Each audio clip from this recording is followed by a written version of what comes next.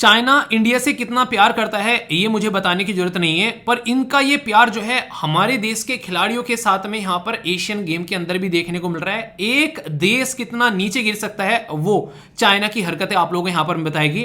किसी भी प्लेयर की आत्मा उनको कभी माफ नहीं करेगी। जो 4 साल की तपस्या कर कर इंसान पहुंचता है ना वहां पर किसी भी पर्टिकुलर इंटरनेशनल लेवल इवेंट में, जो खासकर एशियन गेम या फिर ओलंपिक जैसे रहते हैं, वो एक प्लेयर को ही पता होता है कि उसकी मेहनत क्या लगी उसके पीछे। चोपड़ा साहब के द्वारा यहां पर 87 मीटर का थ्रो फेंका गया। भाई साहब ने वो काउंट ही नहीं किया। जो चाइना के यहां पर ऑफिशियल थे मेजर करने वाले, उन्होंने बोला कि री थ्रो करना है इसको। जीना साहब जो थे उनका पैर जो था 1 फुट पीछे था उस लाइन से जहां से उन्होंने अपना थ्रो किया। उनके उस थ्रो को उन्होंने फाउल दे दिया। सेम कंडीशन यहां पर ज्योति के साथ में देखने को मिली। उनको भी इसी तरीके से ट्रीट किया गया। अनु रानी जो कि हमारे देश की प्लेयर थी, उनके साथ भी ऐसे ट्रीटमेंट किया। उनके तो भाई साहब उनके साथ में तो आर्ग्यूमेंट किए। उनकी जो बेसिकली मेजरमेंट ही नहीं हो रही थी, 5 मिनट बाद जाकर उनकी जो है वो मेजरमेंट की गई। सेम हरकतें इनके द्वारा हमारे जो जंप वाले खिलाड़ी हैं उनके साथ में किया गया। और ये सारी हरकतें ये चाइना के ऑफिशियल कर रहे हैं, जो कि वहां पर नापते हैं कौन कितना भाग रहा है, कौन कितना कूद रहा है, कौन कितना फाला फेंक रहा है। ये हरकत यहां पर देखने को मिली। इसके ऊपर जो नीरज साहब है उन्होंने साफ साफ बोल दिया यार कुछ तो गड़बड़ है। उन्होंने बुलाकर ऑफिशियल को यहां पर कुछ बातें की और उसकी वजह से ये चीजें और ज्यादा सुर्खियों में आ गई। अभी आप लोगों को पता है नीरज चोपड़ा का हिस्ट्री क्या है, उठाकर देखोगे ना आप लोग यहां पर। South Asian game 2016 gold, Asian championship 2017 gold, Commonwealth game 2018 gold, Asian game 2018 gold, Olympic में गोल्ड, डायमंड लीग होता है 2022 में उसमें गोल्ड, वर्ल्ड चैंपियनशिप 2022 में उसमें गोल्ड, वर्ल्ड चैंपियनशिप एक और हुई यहां पर उसमें गोल्ड, डायमंड लीग 2023 उसमें गोल्ड और एशियन गेम 2023 गोल्ड। एक ऐसा इंसान जो कि अपने पर्टिकुलर काम को इतना शिद्दत से करता है कि मैच्योरिटी उसकी चीज में आप लोगों को झलकती नजर आएगी। वहां पर आप लोग पॉलिटिक्स कर रहे हैं और वहां पर उस प्लेयर की जो मेहनत है उसको आप लोग दरकिनार कर एक अलग ही लेवल की हरकत करते हुए नजर आ रहे हैं। तो चाइना की हरकतें जो है वो यहां पर देखने को मिली। बहुत ही लो लेवल पर बेसिकली जाकर हरकत की गई और सारी हरकतें जो है इनके द्वारा इंडियन प्लेयर के साथ में की जा रही है। इस सारी हरकतों के बावजूद भी हमारा देश जो है वो 81 गोल्ड के साथ में बेसिकली 18वें नंबर पर आप लोगों को देखने 18 गोल्ड के साथ में 81 टोटल मेडल के साथ में 4th नंबर पर आप लोगों को हमारा देश यहां पर नजर आएगा। तो ये एक तरीके से आप लोग मेहनत देख सकते हो, हमारे प्लेयर जिस तरीके से जी तोड़ मेहनत कर यहां पर गोल्ड लेकर आ रहे हैं। और सबसे बड़ी बात जो मुझे अभी यहां पर देखने को मिली, मतलब कल के दिन आप लोगों को ये तो शानदार लेवल की परफॉर्मेंस निकल कर आ गई। नीरज चोपड़ा गोल्ड और इसी के साथ में आप लोगों को यहां पर किशोर जैना इनका आप लोगों को सिल्वर देखने को मिलेगा। यानी कि गोल्ड और सिल्वर हमारे ही देश में आ गया। तो ये तो एक नेक्स्ट लेवल की चीज आप लोगों को यहां पर देखने को मिल रही है। तो यार कोई प्लेयर ना वो मेहनत कर रहा है तो उसको उस मेहनत का उसको बेसिकली रिजल्ट मिलना चाहिए, ना कि उसके साथ में आप लोग धोखाधड़ी करो। इसके ऊपर साफ साफ यहां पर आर्टिकल छुपे हुए, कई सारे न्यूज़पेपर ने आर्टिकल कवर किया गया कि किस तरीके से यहां पर डिसीजन दिए जा रहे हैं रॉन्ग तरीके से, और क्वेश्चन भी किया गया यहां पर नीरज के द्वारा कि यार कुछ तो गड़बड़ है। तो वो बात भी यहां पर रिकॉर्ड की गई, उसके चलते यहां पर ये सारी चीजें सामने निकल कर आ रही है। तो आप लोग बताओ चाइना के साथ में क्या किया जाए, छोड़ दिया जाए या फिर मार दिया जाए? बोलो इनके साथ क्या सलूक किया जाए? समझ रहे हैं आप लोग यहाँ पर दर लेवल की मतलब घटिया हरकत आप लोग यहाँ पर बोल सकते हो। आगे बढ़ेंगे पहले, लेकिन उससे पहले आज की कोटेशन है, ये इसी से रिलेटेड है जो आप लोगों को मोटिवेट भी करेगी कि अपने लक्ष्य के लिए जो इंसान जोशीला बना रहता है, तो इतने जोशीले बनो, इतना जुनून आप लोगों के अंदर होना चाहिए और इतना विश्वास आप लोगों को रखना चाहिए कि आप लोगों का परिश्रम जो है वो फल देगा ही देगा। आप लोगों की सफलता जो है वो आप लोगों को रिजल्ट देकर ही जाएगी। तो अपने लक्ष्य पर जब आप लोगों का फोकस रहेगा तो नीरज चोपड़ा जैसे आप लोगों का रिजल्ट आप लोगों को आता हुआ नजर आएगा। पर लेकिन ये बोलना जितना आसान है ना, ये करना उतना ही मुश्किल है। क्योंकि हर दिन जब इंसान को एक टाइम पर एक पर्टिकुलर सिस्टमेटिक वे में काम करना है और अपनी बॉडी क्लॉक को एक पैटर्न में लेकर आना है, तो ये सबके बस की बात नहीं होती है। ये वो लोग होते हैं जो अपने आप को एक डिसिप्लिन में लेकर चलते हैं। जैसे पिछले कुछ दिनों से हम लोगों ने यहाँ पर एक चैलेंज चला रखा है। जैसे मैं देखता हूं ना कमेंट यहां पर, मतलब जो बच्चे यहां पर आकर कमेंट करते हैं वो रेगुलरली किए जा रहे हैं। कुछ ऐसे हैं जिनके मैं कमेंट रेगुलरली देख रहा हूं और उसमें ऑप्शन भी रहता है कमेंट बॉक्स में जाकर चेक कर सकता हूं कि कौन सा बच्चा ऐसा है जो कि रेगुलर कमेंट कर रहा है। तो ये डिसिप्लिन जब देखने को मिलता है ना, तो मुझे भी उससे एनर्जी मिलती है। और ये सबके बस की बात नहीं होती है। अगर आप लोग ये 5 काम डेली कर रहे हैं ना, मैं आप लोगों को बता दूं 99% लोगों से तो आप लोग वैसे आगे निकल गए। और यही चीजें आप लोगों को अपने एग्जाम में देखने को मिलेगी।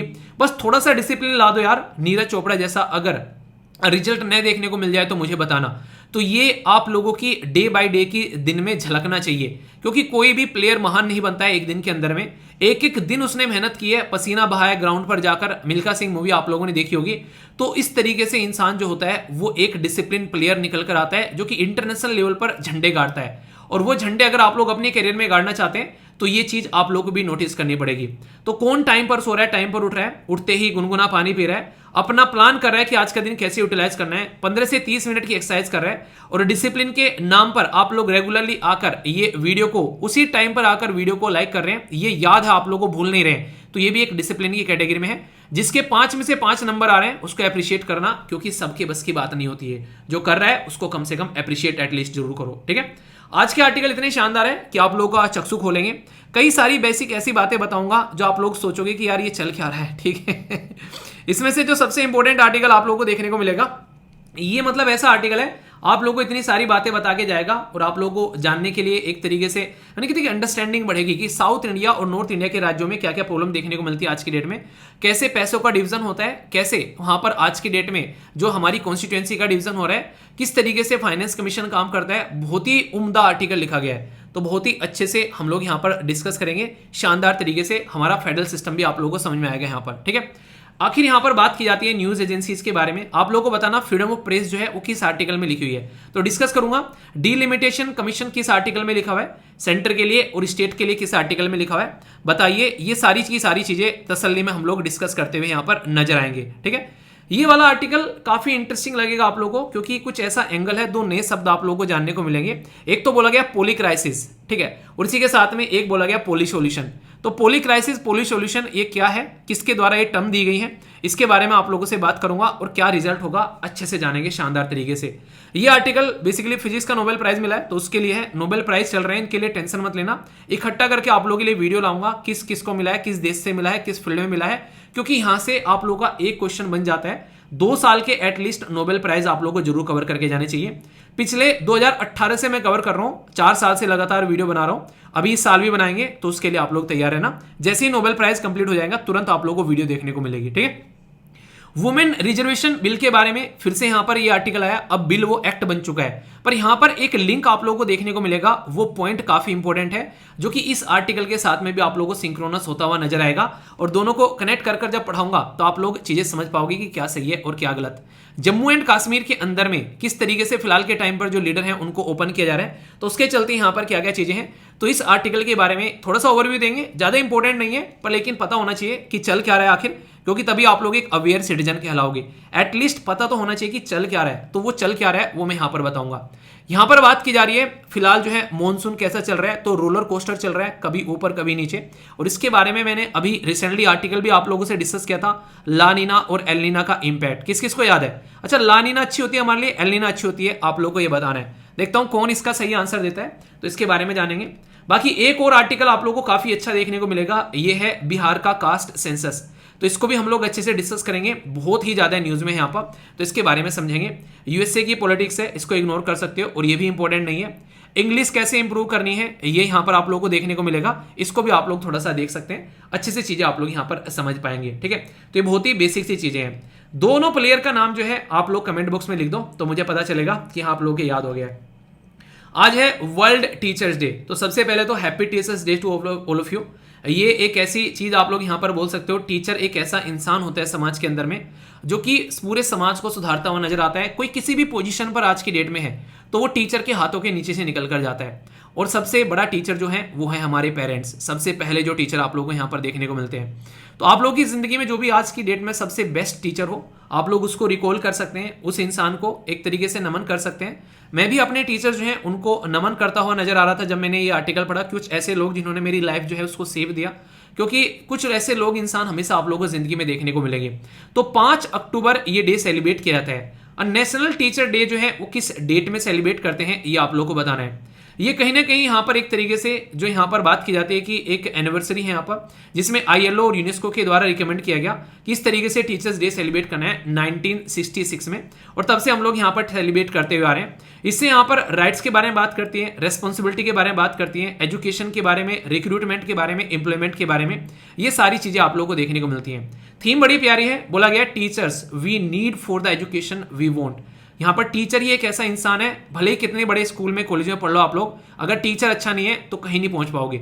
The teacher good imperative to reverse the teacher shortage. तो यानी कहने का मतलब यहाँ पर यह सबसे ज्यादा इंपॉर्टेंट जो है, जो द ग्लोबल जो इंपेरेटिव है यहाँ पर, तो जब बोला गया है कि the global imperative to reverse the teacher shortage, तो इसके ऊपर आप लोगों को फोकस देना पड़ेगा कि जहां पर टीचर की शॉर्टेज है, द ग्लोबल इंपेरेटिव, तो यहां पर ये काफी ज्यादा जरूरी है कि आप लोग टीचर की शॉर्टेज को दूर करो, और ये ग्लोबल लेवल पर इसके ऊपर आप लोगों को फोकस देकर चलना पड़ेगा।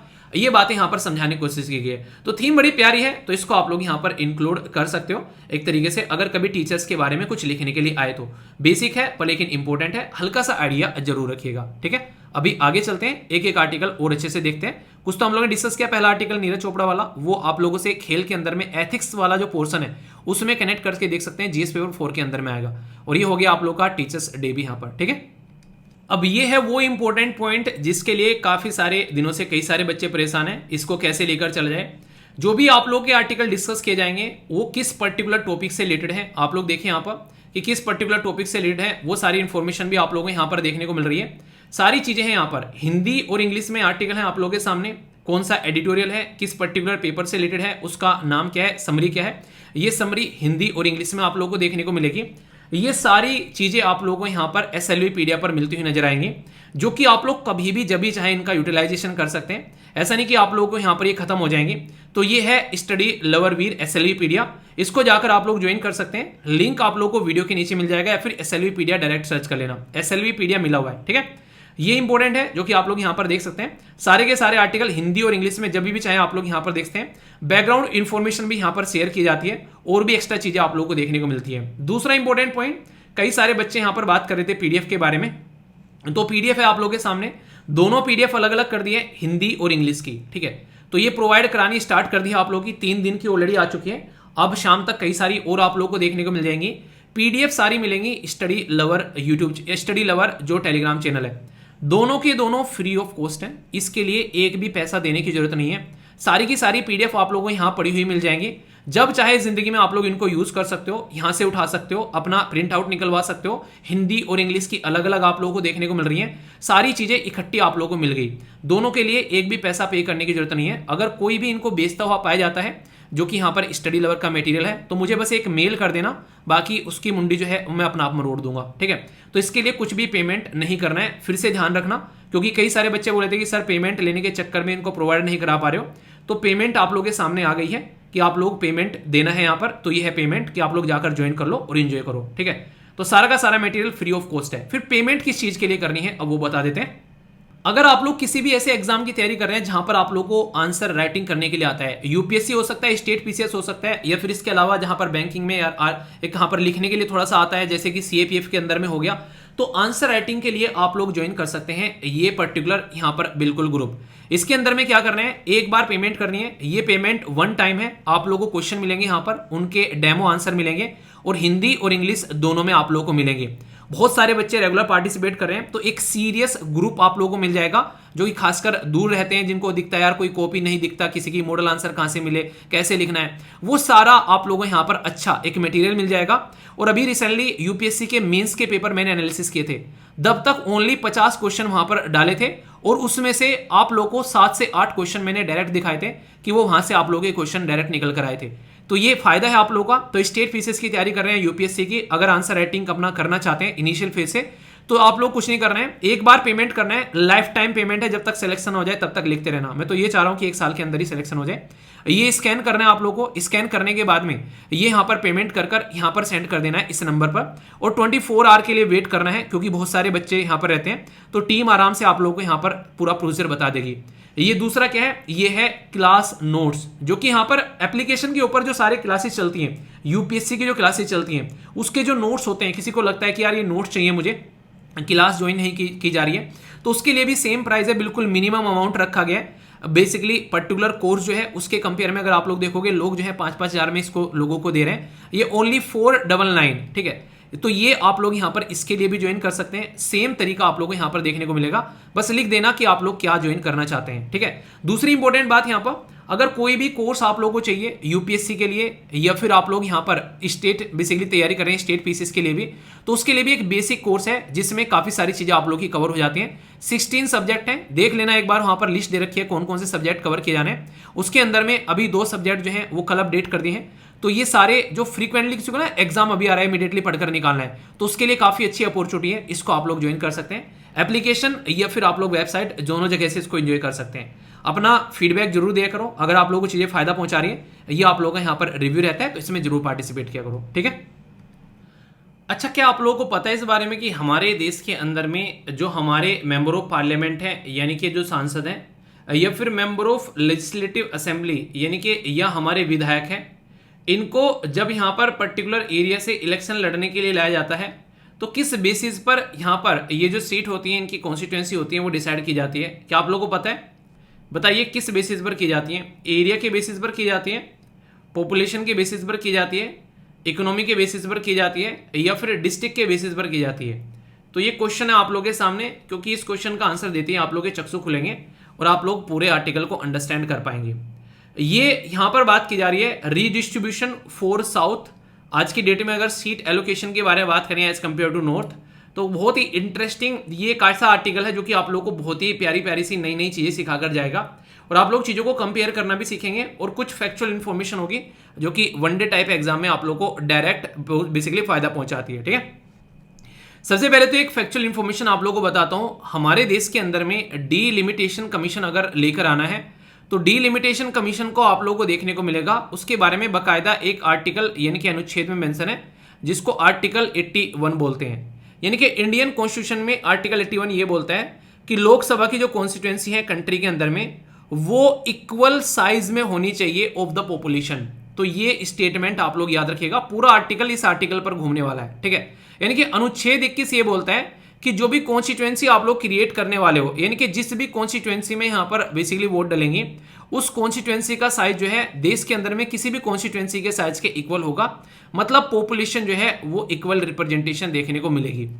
ये यहां पर आर्टिकल 81 बोलता है। संविधान निर्माताओं ने पॉपुलेशन के बेस पर हमारे देश के अंदर में कॉन्स्टिट्यूएंसी बनाना स्टार्ट कर दी थी, पर लेकिन ये बोला गया था कि जब भी हमारे देश के अंदर में जनगणना होगी, यानी कि हमारे देश के अंदर में सेंसस होगा, जैसे 2011 का सेंसस आया, तो यहां पर उसके हिसाब से डीलिमिटेशन कमीशन बैठना चाहिए था, और जो सीट होती है उसका बंटवारा जो है वो करना चाहिए था इसको, पर लेकिन ऐसा हुआ नहीं। आखिर ऐसा रीजन क्या है?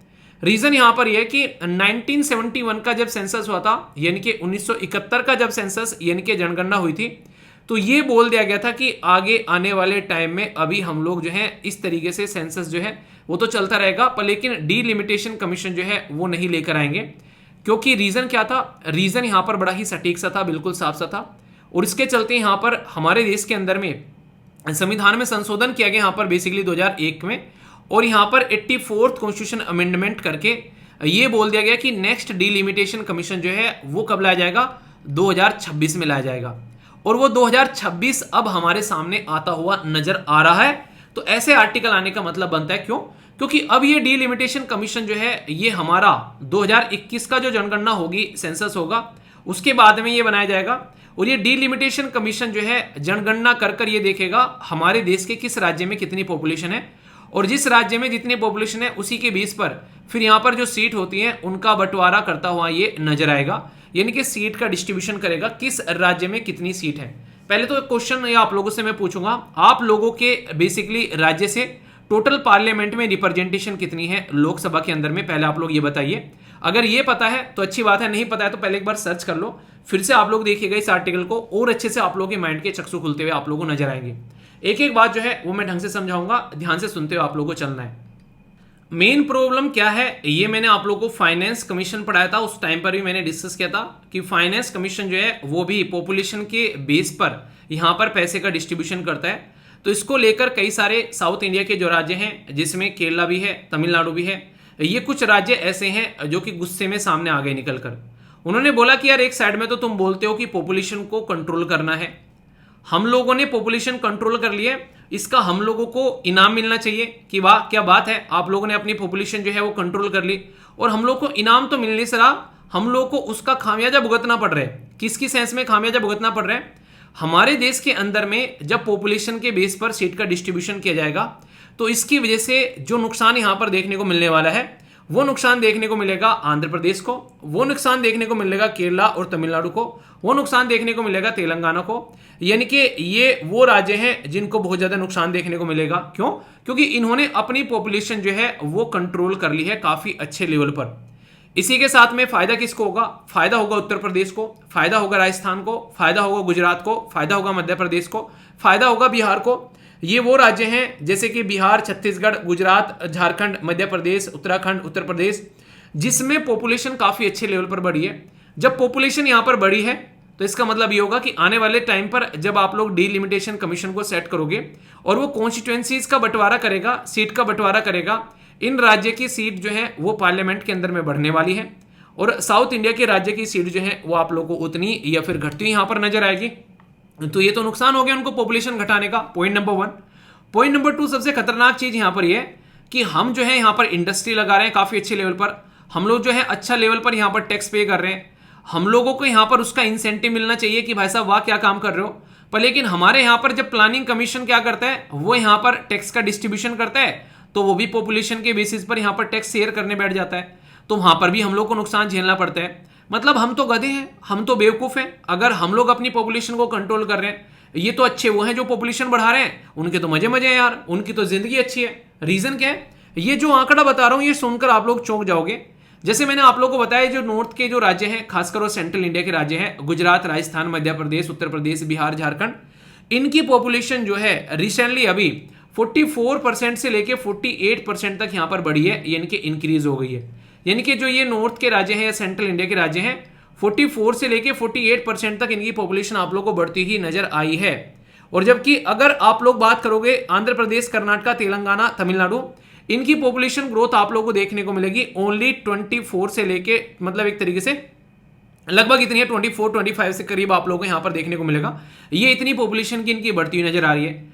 24 दूनी 48 होते हैं, ठीक है। तो सीधा सीधा क्या है, मतलब ऊपर वाले राज्यों की पॉपुलेशन का जो ग्रोथ है वो डबल आप लोगों को देखने को मिलेगा एज कंपेयर टू जो नीचे वाले राज्य हैं, यानी कि साउथ इंडिया के राज्य हैं। तो साउथ इंडिया के राज्यों को इसकी वजह से क्या खामियाजा भुगतना पड़ेगा, ये बोला गया है। अगर इसी पैटर्न में यहां पर चीजें चलती रही तो सबसे खतरनाक चीज यहां पर यह है कि आने वाले टाइम में जब डीलिमिटेशन कमीशन किया जाएगा तो 5 साउथ इंडिया के जो राज्य हैं वो अपनी 23 सीट जो हैं वो लूज करने वाले हैं पार्लियामेंट के अंदर में। समझ रहे हैं आप लोग यहां पर? क्यों? क्योंकि उनकी पॉपुलेशन जो है उन्होंने कंट्रोल की है और पॉपुलेशन के बेस पर जो है वो सीट का एलोकेशन होता है। तो 23 सीट जो है वो उनकी जाने वाली है। और ये कौन बोलता है? ये आर्टिकल 81 संविधान का बोलता है कि भाई साहब पॉपुलेशन के बेस पर सीट का बंटवारा करना है। अब इससे भी ज्यादा खतरनाक चीज क्या है, ये इन्होंने पॉपुलेशन कंट्रोल करी, अपनी 23 सीट लॉस हो गई। जिन्होंने पॉपुलेशन कंट्रोल नहीं करी और पॉपुलेशन बढ़ती जा रही है उनको 37 सीट जो है वो एक्स्ट्रा मिलने वाली है अगर इस पॉपुलेशन के बेस पर आप लोग सीटों का बंटवारा करोगे। तो ये क्या हो गया? ये तो एक तरीके से अच्छाई का जमाना नहीं रहा। तो बोलने वाली बात यहां पर यह है कि नॉर्दर्न स्टेट जो है उनमें जो सीटों का एक तरीके से इंक्रीमेंट है वो बोला जा रहा है कि लगभग 7% सीट उनकी बढ़ने वाली है। और इसके चक्कर में साउथ इंडिया के राज्यों की लगभग 4.5% जो सीट है वो उनकी घटने वाली है, 4.3 के करीब सीट उनकी यहां पर कम होने वाली है। तो क्या फायदा हुआ इन्होंने इतनी जद्दोजहद करके, इतनी पॉलिसीज चला के, इतने लोगों को अवेयर करके, जिसके चलते इनको रेवेन्यू का भी लॉस हो रहा है और इनको अपनी रिप्रेजेंटेशन का भी लॉस हो रहा है। तो ये तो एक तरीके से रिग्रेसिव चीज हो गई यार, ये तो बिल्कुल गलत बात है। तो राइटर इसी चीज को बोल रहे हैं कि भाई साहब जो अच्छा काम कर रहा है उसको तो यहां पर पनिश किया जा रहा है अच्छा काम करने के लिए, तो आखिर दूसरे राज्य आगे अच्छा काम क्यों करेंगे, ये बता दीजिए आप बस। अभी इसके लिए राइटर जो है वो काफी प्यारे प्यारे एग्जाम्पल आप लोगों के सामने रखते हैं। जैसे यूनाइटेड स्टेट ऑफ अमेरिका का उदाहरण अगर दिया जाए तो 50 राज्य जो है उनका डिस्ट्रीब्यूशन आप लोगों को इक्वल देखने को मिलेगा उनकी पार्लियामेंट के अंदर में। और यहां पर दूसरा उदाहरण देते हैं, अभी यहां पर इसी यूएसए का पड़ोसी देश जिसका नाम है कनाडा। कनाडा ने एक नया ही जुगाड़ निकाल दिया। उसने ये बोला कि जो पॉपुलेशन को कंट्रोल करेगा उसकी सीट का रिप्रेजेंटेशन जो है वो आप लोगों को ज्यादा देखने को मिलेगा। तो यहां पर कम से कम उनको इंसेंटिव मिल रहा है। तो यानी कि अगर आप लोग यहां पर जो पैटर्न लेकर चल रहे हैं उस पैटर्न से आप लोग चलेंगे तो नुकसान झेलना पड़ रहा है। और जिस पैटर्न पर यहां पर ये चल रहे हैं तो आप लोग फिक्स कर दो यार, बिल्कुल ठीक है, कि कितनी भी पॉपुलेशन बढ़ा लो इतना पैसा मिलेगा तुमको, इतनी चीजें मिलेंगी, ताकि कम से कम उसको कंट्रोल करने में वो अपना एक्टिवनेस दिखाएं।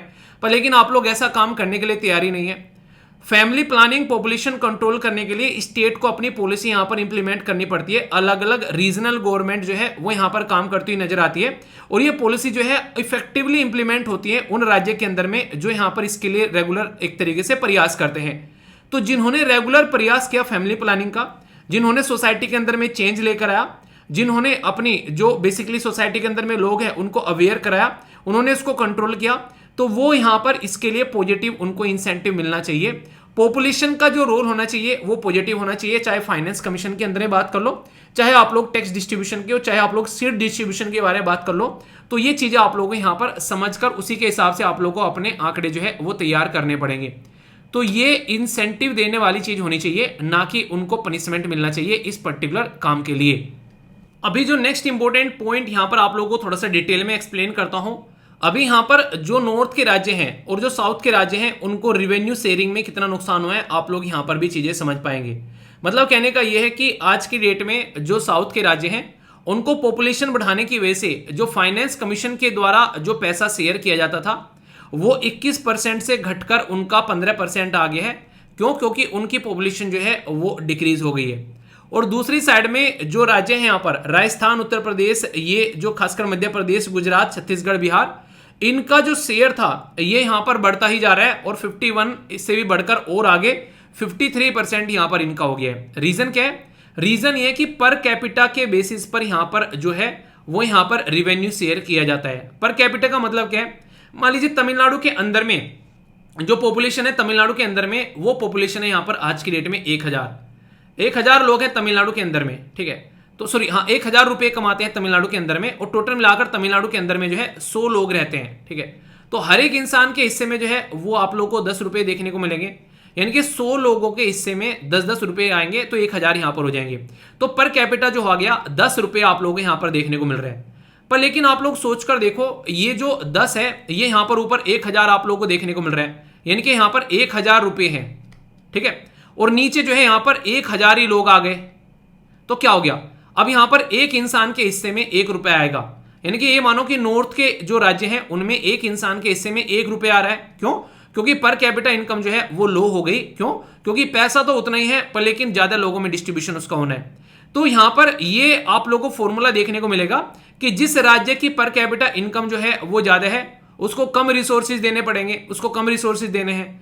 तो जिस राज्य की पर कैपिटा इनकम जो है वो कम है उसको ज्यादा रिसोर्सेज देने हैं। मतलब ये कहने का काम आप लोग ऐसे बोल सकते हो, अगर इसको आप लोग एथिकल तरीके से देखोगे तो ये सही है। क्यों? क्योंकि सारे के सारे राज्य आखिर यार हमारे ही देश के राज्य हैं, ये तो आप लोगों को मानना पड़ेगा। अगर कोई राज्य अमीर है और कोई राज्य गरीब है तो सबको साथ में लेकर चलना पड़ेगा। ये बिल्कुल ऐसे है जैसे एक परिवार में जब रहते हैं, अगर मान लीजिए 5 भाई हैं, अब 5 भाइयों में एक भाई जो है बहुत अमीर है, एक भाई जो है बहुत गरीब है और एक भाई जो है वो मीडियम है और एक भाई जो है वो एक तरीके से मतलब उनमें से एक है, तो मतलब सारे के सारे जो है वो अनइक्वल है यहाँ पर। तो एटलीस्ट जो अमीर वाला भाई है उसकी इतनी तो रेस्पॉन्सिबिलिटी बनेगी गरीब वाले भाई को भूखा ना मरने दे, उसके बदन पर जो है कपड़ा रहे, वो अपनी एक नॉर्मल जिंदगी एटलीस्ट जी सके। अगर वो भूखा मर गया तो इस अमीर भाई का क्या फायदा रहेगा? तो एथिकल तरीके से अगर देखा जाए तो ये इतना कम से कम होना चाहिए कि इंसान को अपने उस भाई को, गरीब भाई को, उसको भूखा नहीं मरने देना चाहिए, उसके बदन पर कपड़ा रहे, उसको खाने पीने की चीजें मिलती रहे टाइम टू टाइम, उसको कोई जॉब का उसका जुगाड़ करवा दे ताकि उसकी जिंदगी चलती रहे। तो इतना कम से कम करना पड़ेगा। ये नहीं कह रहे कि उसको अपनी जिंदगी में से सब कुछ जो उसने मेहनत करके, उसने अपनी एक तरीके से पूरी मेहनत करके किसी राज्य ने पूरी अपने पैसे कमाए वो सारे के सारे जाकर वो उत्तर प्रदेश को बांट दे, ये तो बिल्कुल जायती होगी क्योंकि मेहनत तो इसने करी है। जो गरीब है, जो भाई गरीब रह गया, उसने इसका मतलब मेहनत ही नहीं किया, ठीक है, उसने इस चीज के ऊपर काम ही नहीं किया। तो यहां पर ऐसा तो नहीं किया जा सकता कि इसका सारा जो भी इसने बेसिकली सारा रिवेन्यू कमाया है, इतना बिजनेस किया है, इतनी सारी चीजें की हैं, ये सारा का सारा उठा के एक गरीब भाई को दे दे यहां पर लेकिन इतना भी नहीं होना चाहिए कि गरीब भाई जो है वो भाई साहब सड़क पर कटोरा लेके घूम रहा है और वहां पर उसको दिक्कतें फेस करनी पड़ रही है। तो कम से कम इतना तो करना चाहिए कि इसका ये भाई जो है सड़क पर दिक्कत में ना घूमे, ये भूखा ना मरे, भूखा ना सोए। तो ये एथिकल तरीके से अगर आप लोग देखोगे तो यहां पर फाइनेंस कमीशन जो है वो सही काम कर रहे हैं। पर दूसरे तरीके से देखोगे कि भाई साहब इसने कभी उस पर काम ही नहीं किया, जहां मेहनत करने वाली बात थी वहां मेहनत नहीं किया, अय्यासी करता घूम रहा है अपने यारों दोस्तों में, पूरा हमेशा टाइम पास कर रहा है, जहां पढ़ने का टाइम था वहां पढ़ नहीं रहा है। ये भाई साहब पढ़कर आईएएस बन गया और ये इंसान जो है इसने उस टाइम पर मजे लिए अब इसके मजे आए हैं टाइम लेने के, इसका टाइम आया मजे लेने का।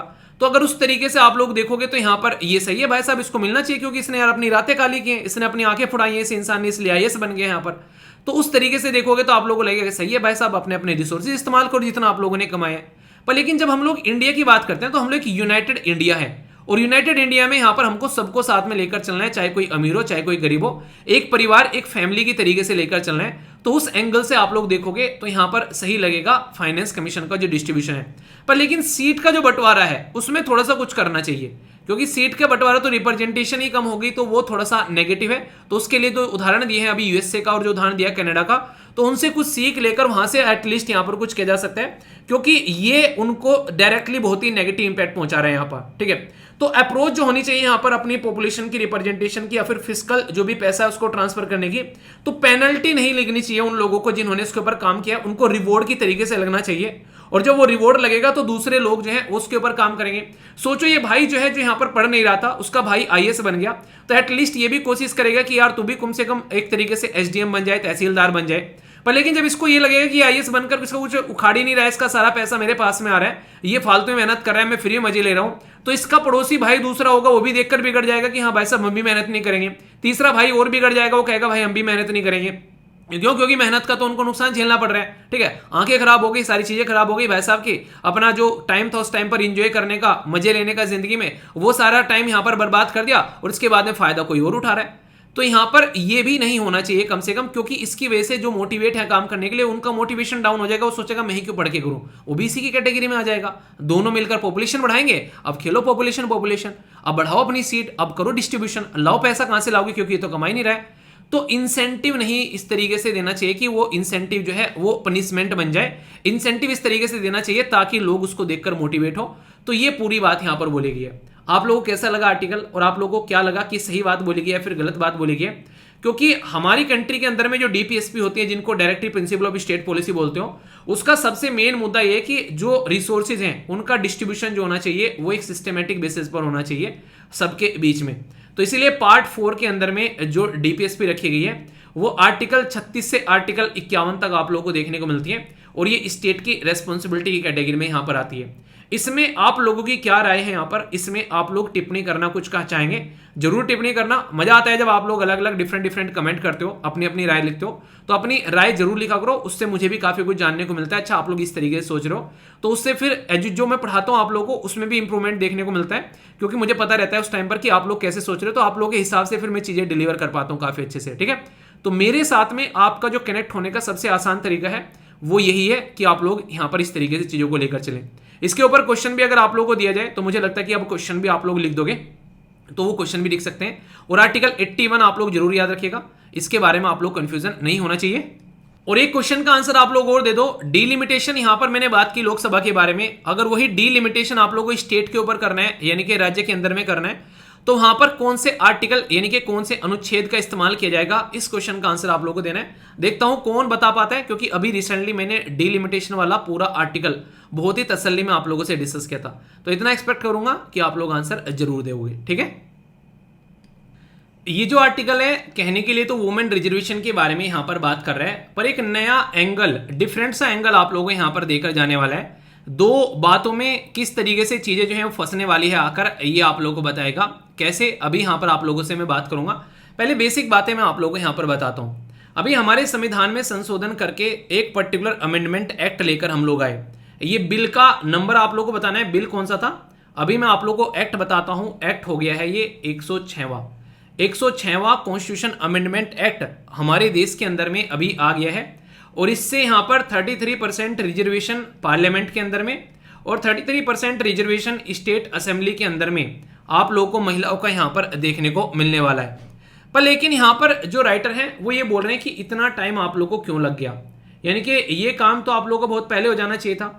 यानी कि आज आप लोग आज इसको लेकर आ रहे हो, ये जो बिल आप लोगों ने यहां पर प्रस्तुत किया 128वां, जिसको आप लोगों ने यहां पर नारी शक्ति वंदन बेसिकली अभियान के नाम से आप लोगों ने इसको पुकारा। ठीक है, अधिनियम सॉरी।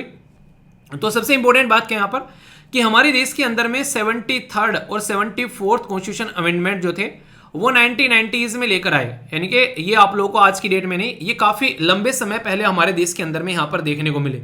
तो राइटर यहां पर ये कह रहे हैं कि ये तब से लेके आज तक का इतना लंबा समय आप लोगों को कैसे लग गया ये पर्टिकुलर बिल लेकर आने में, क्योंकि आप लोगों को पता है, अगर मैं आप लोगों से बात करूं पंचायती राज सिस्टम कब आया था हमारे देश में, तो पंचायती राज सिस्टम 73rd कॉन्स्टिट्यूशन अमेंडमेंट लेकर आए थे हम लोग, और ये आया था 1992 में।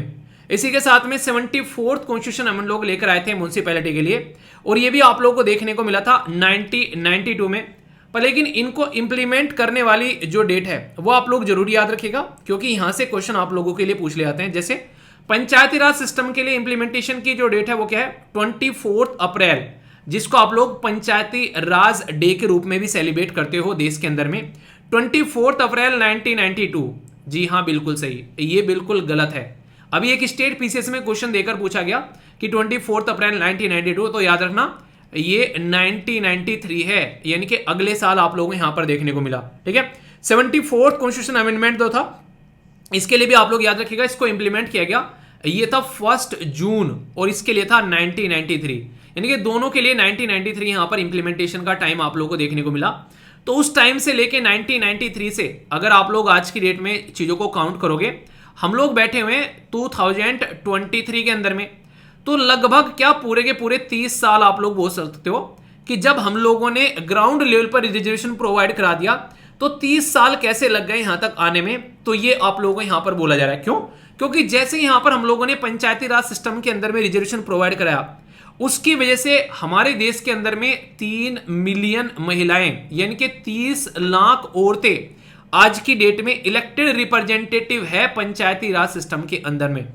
ये अपॉर्चुनिटी हम लोगों ने सेंट्रल गवर्नमेंट और स्टेट गवर्नमेंट पर क्यों छीनी महिलाओं से, ये बातें बोलते हैं। और सब जब हम लोग बात करते हैं, डिस्कस करते हैं कि अच्छा ग्राउंड लेवल पर पंचायती राज सिस्टम हम लोगों ने इंप्लीमेंट कर दिया, कई सारे लोग जो है उसको पॉजिटिव तरीके से देखते हैं, और कई सारे लोग जो है उसमें फालतू की बातें बोलते हैं अपने हिसाब से। जैसे कि पंचायती राज सिस्टम जब यहाँ पर इंप्लीमेंट किया गया, तो उसका जब एनालिसिस करते हैं तो मिक्स्ड रिजल्ट निकल कर आता है यहाँ पर, और वो सही भी है कहीं ना कहीं। आप लोग बोल सकते हैं कई जगह पर देखोगे, जब आप लोग ये बोला था कि जो लीडर है यहाँ पर उनके द्वारा काफी ज्यादा प्रायोरिटी दी गई यहाँ पर, खासकर महिला लीडर के द्वारा, जैसे कि एजुकेशन को, इसी के साथ में ड्रिंकिंग वाटर को, इसी के साथ में रोड को, इसी के साथ में खासकर वुमेन यानी कि गर्ल्स चाइल्ड के ऊपर भी काफी ज्यादा फोकस दिया गया।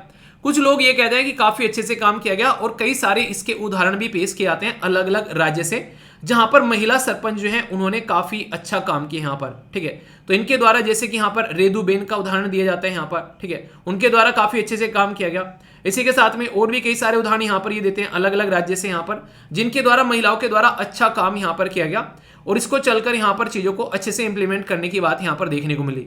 पर लेकिन कई सारे लोग ये कहते हैं कि कहने के लिए महिला जो है वो काम करती है, रियलिटी में पति काम करते हैं, यानी कि उनके हस्बैंड काम करते हुए यहाँ पर नजर आए। तो जिन महिलाओं के लिए काम किया गया था वो महिला यहाँ पर काम करती है, आप लोगों को देखने को मिलती नहीं यहाँ पर, यानी कि प्रधान पति आप लोगों को देखने को मिले एज कंपेयर टू प्रधान पत्नियां।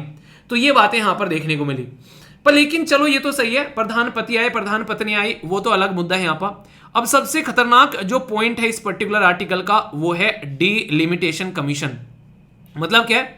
मतलब यहां पर यह कि डीलिमिटेशन कमीशन आप लोग लेकर आओगे तब जाकर महिलाओं को रिप्रेजेंटेशन मिलेगी। और डीलिमिटेशन कमीशन के मैंने बारे में बात की थी आप लोगों से अभी। 81 कॉन्स्टिट्यूशन 81 आर्टिकल जो है वो बात करता है पॉपुलेशन के बारे में यहाँ पर, बेसिकली लोकसभा के लिए। और आर्टिकल 170 जो मैंने क्वेश्चन पूछा था वो यहाँ पर बात करता है किसके लिए, वो स्टेट के लिए यहाँ पर बात करता है। तो जब आप लोग डीलिमिटेशन कमीशन लेकर आओगे तो आप लोग पॉपुलेशन को काउंट करोगे, और जब आप लोग पॉपुलेशन को काउंट करोगे उसके बेस पर आप लोग यहाँ पर डिस्ट्रीब्यूशन करोगे। तो 2029 तो अभी यहाँ पर होने वाला है नहीं, तो ये आगे चलकर जा सकता है। ये बेसिकली बोल रहे हैं कई सारे कि 2034 में हो सकता है यहाँ पर इसको इंप्लीमेंट किया जाए। पर इंपॉर्टेंट बात क्या है, जैसे ही आप लोग डीलिमिटेशन कमीशन सामने रखोगे निकालकर, वैसे ही साउथ इंडिया के जो राज्य हैं वो यहाँ पर दिक्कत में आना स्टार्ट हो जाएंगे, जैसा मैंने डिस्कस किया था। यानी कि एक साइड में आप लोगों को डीलिमिटेशन कमीशन लेकर वुमेन रिजर्वेशन जो एक्ट है उसको इंप्लीमेंट करना है, दूसरी साइड में साउथ इंडिया के जो राज्य हैं उनको भी आप लोगों को यहाँ पर साथ में लेकर चलना है, क्योंकि उन्होंने अपनी पॉपुलेशन जो है वो कंट्रोल की है यहाँ पर। तो किस तरीके से आप लोग इनके बीच में बैलेंस बनाओगे, क्योंकि अगर यहाँ पर साउथ इंडिया के राज्यों को प्रॉब्लम झेलनी पड़ी यहाँ पर, तो सबसे पहले क्या होगा कि जो फेडरलिज्म का जो सिस्टम है, यानी कि जो संघवाद का ढांचा है, उसके ऊपर क्वेश्चन मार्क लगता हुआ नजर आएगा, क्योंकि वो इस चीज को एक्सेप्ट करने के लिए तैयार ही नहीं है कि आप लोग कुछ ऐसी हरकतें करो यहाँ पर। तो उसके ऊपर कैसे आप लोग पॉजिटिव चीजों को लेकर चल पाओगे, वो यहाँ पर देखने वाला मुद्दा होगा। तो ये काफी ज्यादा डिबेट डिस्कशन वाला पॉइंट है कि उसको कैसे इंप्लीमेंट करने वाला है, क्योंकि उनको पेनल्टी नहीं मिलनी चाहिए, उनको इसके लिए रिवॉर्ड मिलना चाहिए। पर लेकिन हम लोग रिवॉर्ड वाले सिस्टम में नहीं, पेनल्टी वाले सिस्टम में जा रहे हैं। तो रिजर्वेशन बिल अगर आप लोगों ने इंप्लीमेंट भी कर दिया तो यहां पर किस तरीके से उसको आप लोग इंप्लीमेंट करोगे कि साउथ के राज्य और उनको दिक्कत नहीं देखने को मिले। और डिलिमिटेशन कमीशन में भी कुछ ऐसे ही आप लोगों को करना है, ठीक है। तो ये बहुत ही एक अहम मुद्दा होने वाला है आने वाले 2-3 साल में। तो देखते हैं ये किस तरफ से कैसे करवट बैठती है और इसका सोल्यूशन क्या निकल कर आता है, ठीक है। आप लोग क्या लगता है कि यूएसए और कनाडा वाला सिस्टम फॉलो करना चाहिए या कोई और बेहतरीन सजेशन आप लोग के पास में, जरूर बताना, ठीक है। कमेंट बॉक्स में जरूर बताना, राय जरूर दिया करो, अच्छा लगता है जब आप लोग पार्टिसिपेट करते हो, ओके। एक छोटा सा आर्टिकल है क्रिकेट प्रेमियों के लिए, काफी इंटरेस्टिंग आर्टिकल आप लोगों को देखने को मिल सकता है। कई सारे लोग जो हैं वो अपना रिटायरमेंट लेते हैं जिंदगी में, मतलब क्रिकेट से, पर लेकिन वर्ल्ड कप जो है वो कई बार ग्राउंड बन जाता है उन लोगों को अपना रिटायरमेंट लेने के लिए। तो आप लोगों को क्या लगता है कि जो रिटायरमेंट सबसे शानदार किसी पर्टिकुलर प्लेयर के द्वारा लिया गया, अब तक वो किस पर्टिकुलर प्लेयर का रिटायरमेंट आप लोगों को सबसे शानदार देखने को मिला? यानी कि जिस प्लेयर का रिटायरमेंट जो है वो याद किया जा सकता है, वो कौन सा प्लेयर था, अगर आप लोगों से यहां पर पूछ जाए। नॉर्मली क्यों यहां पर ये आर्टिकल लिखा गया, क्योंकि हमारे देश के अंदर में अभी 8 तारीख से जो है वो वर्ल्ड कप स्टार्ट हो रहे हैं यहां पर। तो ये माना जा रहा है कि वर्ल्ड कप जो है वो कई बार कई सारे प्लेयर का जो है वो रिटायरमेंट स्पोर्ट बन जाता है। जैसे कि यहां पर सचिन तेंदुलकर साहब 2011 का जब वर्ल्ड कप यहां पर खेल कर गए यहां पर, तो उनकी जिंदगी का वो एक लौता वर्ल्ड कप है, एक महान प्लेयर जो कि यहां पर जीत कर गया। तो उसी में यहां पर आप लोगों को देखने को मिलेगा उनका फेयरवेल शानदार रहा, इवन 200 वाली सेंचुरी भी वो लगा कर गए। तो एक महान बल्लेबाज का एक महान शानदार तरीके से वहां पर जो वर्ल्ड कप के समासन पर उनका वहां पर रिटायरमेंट आप लोगों को चीजें देखने को मिली आगे, ठीक है। पर लेकिन कई सारे प्लेयर ऐसे हैं जिन्होंने शांति में रिटायरमेंट ले लिया, पता भी नहीं चला। जैसे कि राहुल द्रविड़ जी का आप लोग नाम ले लो, जिनको चाइना की दीवार बुलाया जाता था इंडियन टेस्ट क्रिकेट के अंदर में। वीवीएस लक्ष्मण जी का नाम ले लो आप लोग यहाँ पर, वो शानदार प्लेयर थे, तो उन्होंने अलग तरीके से अपना रिटायरमेंट यहाँ पर लिया। वीरेंद्र सहवाग जो है उनका एक तरीके से उनका भी रिटायरमेंट कुछ ऐसा ही रहा, ठीक है, अनाउंस कर दिया उन्होंने सोशल मीडिया के ऊपर। तो यानी कि ऐसा नहीं था कि मैं 2000 ये वाला वर्ल्ड कप खेल के जाऊंगा और उसके बाद में रिटायरमेंट लूंगा, ऐसा बहुत ही कम का आप लोगों को देखने को मिला।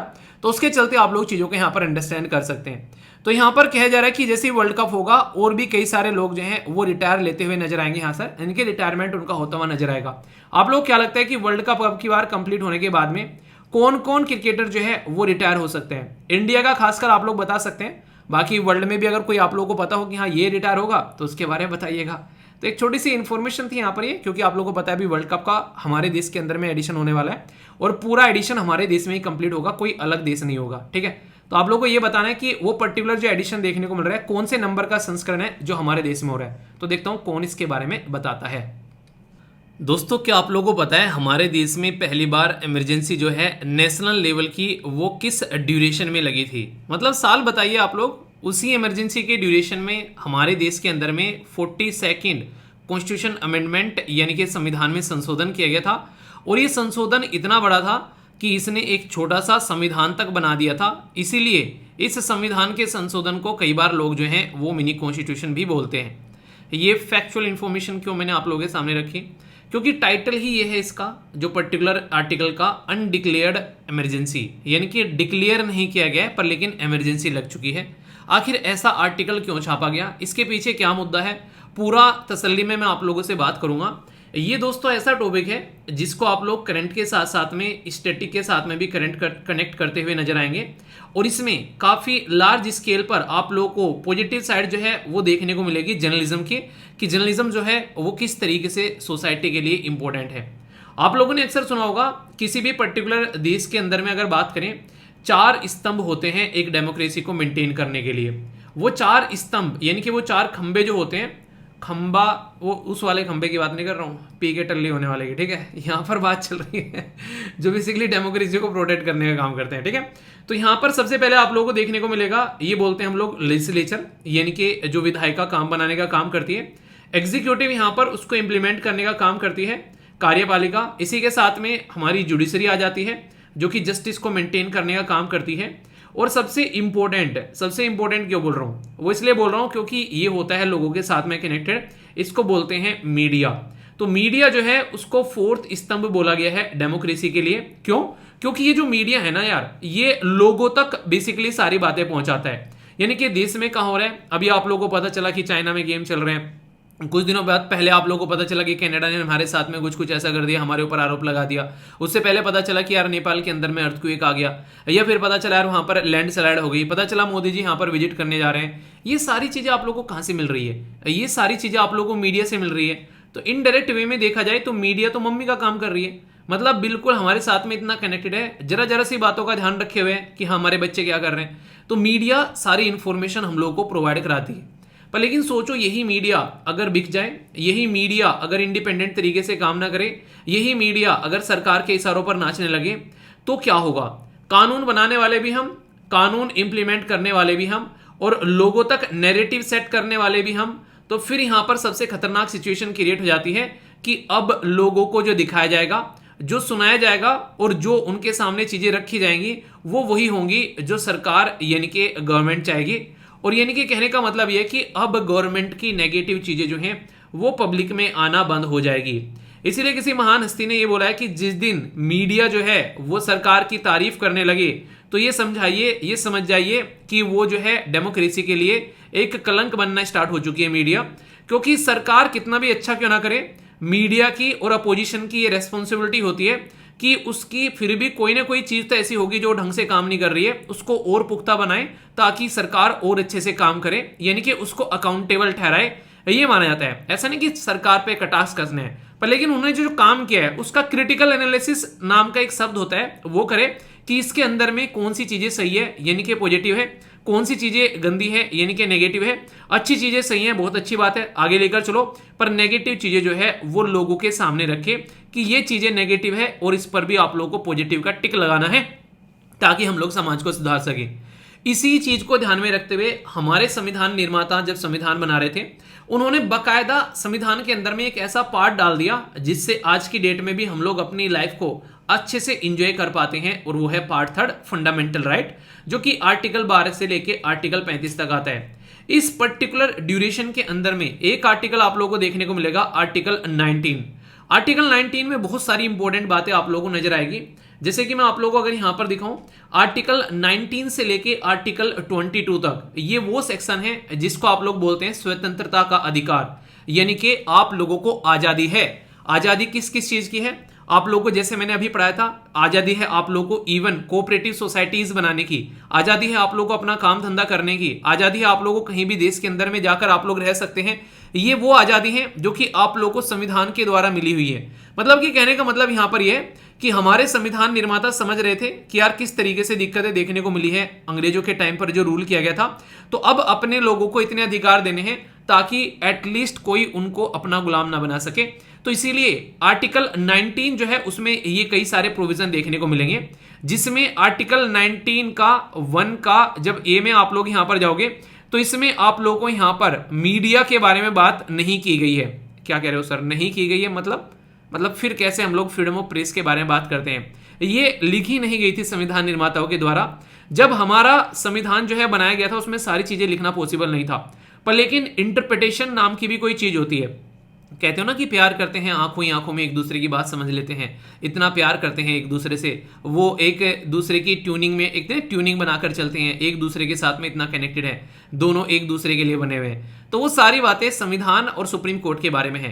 यानी कि संविधान निर्माताओं ने संविधान बना दिया, अब सुप्रीम कोर्ट की रेस्पॉन्सिबिलिटी है उसका इंटरप्रिटेशन करना, यानी कि लोगों को समझाना कि संविधान में क्या क्या चीजें लिखी हुई है और कहां से कौन सी एक नई चीज और हम लोग निकाल कर लेकर आ सकते हैं। इसीलिए उन्होंने आर्टिकल 19 में से फ्रीडम ऑफ प्रेस लगा लिया, यानी कि ये एक डेमोक्रेसी का 4th स्तंभ बना दिया, और इसी को बोला गया freedom of press in India. Article 19 के अंदर में जो फर्स्ट का ए आप लोगों को यहां पर देखने को मिलेगा। पर लेकिन हर सिक्के के दो पहलू होते हैं। मैं बोल दूं कि यार फ्रीडम इतनी है कि मैं जो चाहूं वो बोल सकता हूं, पता चला इसकी वजह से यहां पर कल को लड़ाई हो गई, हमारे देश के अंदर में जो माहौल था वो अच्छा वो पूरा बिगड़ गया, कम्युनिटी आपस में लड़ने लगी। तो भाई साहब मुझे आजादी है, मैं अपनी आजादी का झंडा अपने सर पर डांग कर घूम सकता हूं, पर लेकिन वो इतनी आजादी है कि मेरा झंडा जो है उसका डंडा किसी को चुभे ना। यानी कि मतलब कि एक तरीके से मैं अपनी आजादी इस तरीके से लेकर चलूंगा कि मेरी आजादी किसी की आजादी में इंटरफेरेंस न करे, और वो समाज में लॉ एंड ऑर्डर को भी मेंटेन रखे, वो समाज में सौहार्दपूर्ण माहौल बना के रखे, वो कोई भी एक देश के साथ में हमारे रिलेशन जो है वो खराब करती हुई नजर न आए। तो ये आप लोगों को यहां पर देखने को मिलेगा। इसीलिए बहुत इंपॉर्टेंट है कि एक रीजनेबल रिस्ट्रिक्शन होनी चाहिए। जो माँ बाप अपने बच्चों पर रिस्ट्रिक्शन नहीं लगाते ना, अक्सर वो बच्चे आगे चलकर बिगड़ जाते हैं। जो बच्चे रिस्ट्रिक्शन में जीते हैं उनको एक प्रॉपर डिसिप्लिन में लाइफ जीनी हुई है और इसके चलते वो लाइफ में प्रोग्रेसिव पाथ पर चलते हैं, फालतू की चीज़ों से डिस्टेंस बनाकर रखते हैं। इसलिए आप लोगों ने देखा होगा अक्सर बोला जाता है कि जब बचपन में बच्चे होते हैं उनको मार कूट कर ही कैसे भी करो पर उनको एक तरीके से पाथ पर लगा दो। जब एक बार मैं सानिया मिर्जा के बारे में पढ़ रहा था तो वहां पर पता चला था कि उनकी मम्मी जो थी वो डेली उनको टेनिस ग्राउंड से होकर निकाल कर ले जाया करती थी। तो उसके चलते उनके मन में जिज्ञासा जगी उस खेल को लेकर और फिर उन्होंने अपना वो ड्यूरेशन, जब बच्चे जो है मजे करते हैं सड़कों पर खेलते घूमते फिरते हैं, अपना एंजॉय करते हैं अपने दूसरे दोस्तों के साथ में, वो टाइम उसने टेनिस कोर्ट में बिताना स्टार्ट कर दिया और इसके चलते इंडिया में से एक महान महिला खिलाड़ी निकलकर हमारे सामने आई। तो ये कैसे हुआ? ये माँ बाप के गाइडेंस से हुआ। सेम कंडीशन अभी कभी आप लोगों को मौका मिलेगा तो एक और इंपॉर्टेंट पर्सनैलिटी है जिनके बारे में आप लोग पढ़ सकते हैं, उनका नाम बताइए, जो कि 6 छक्के मारने के लिए फेमस है। नाम पता है क्या उनका? उनके पिताश्री ने इतना कूटा कि वो बंदा आज तक भी अपने पापा जी के बारे में अच्छे शब्द नहीं बोलता है, पर लेकिन उन्हीं की वजह से वो इंसान जो है एक अच्छा क्रिकेटर बन पाया। नाम क्या है समझ में आ गया? 6 छक्के नाम याद आ रहा है कुछ कौन हो सकता है? बताइए, चलिए देखता हूं कौन चेक कर पाता है। तो कहने का मतलब ये कि अगर यहां पर रिस्ट्रिक्शन न लगाए जाए यहां पर तो सौहार्दपूर्ण माहौल जो है समाज के अंदर में बिगड़ता हुआ नजर आएगा। इसलिए इसके अंदर में एक रिस्ट्रिक्शन भी लगाई जाती है और ये रिस्ट्रिक्शन वैलिड है, पर लेकिन इस रिस्ट्रिक्शन का गलत तरीके से इस्तेमाल भी नहीं होना चाहिए। मतलब कि ऐसा नहीं कि इस रिस्ट्रिक्शन का नाम ले लेके हम लोग कुछ भी करते फिरें, यानी कि सरकार जो है वो कुछ भी करती फिरे। तो सबसे इंपॉर्टेंट मुद्दा क्या है? देश की सोवरेनिटी यानी कि संप्रभुता का अगर हनन हो तो ये रिस्ट्रिक्शन आप लोग लगा सकते हैं। देश की सिक्योरिटी यानी कि एक तरीके से हमारी सिक्योरिटी का कोई हनन हो तो लगा सकते हैं। किसी फ्रेंडली नेशन, हमारे जिगरी दोस्त लंगोटिया यार किसी देश के साथ में हमारे रिलेशन अगर खराब हो तो हम लोग लगा सकते हैं यहाँ पर। पब्लिक लॉ एंड ऑर्डर को मेंटेन रखने में अगर दिक्कत हो तो हम लोग यहाँ पर इसको लगा सकते हैं। कोई कंटेम्प्ट ऑफ कोर्ट कर दे तो हम लोग इसको लगा सकते हैं।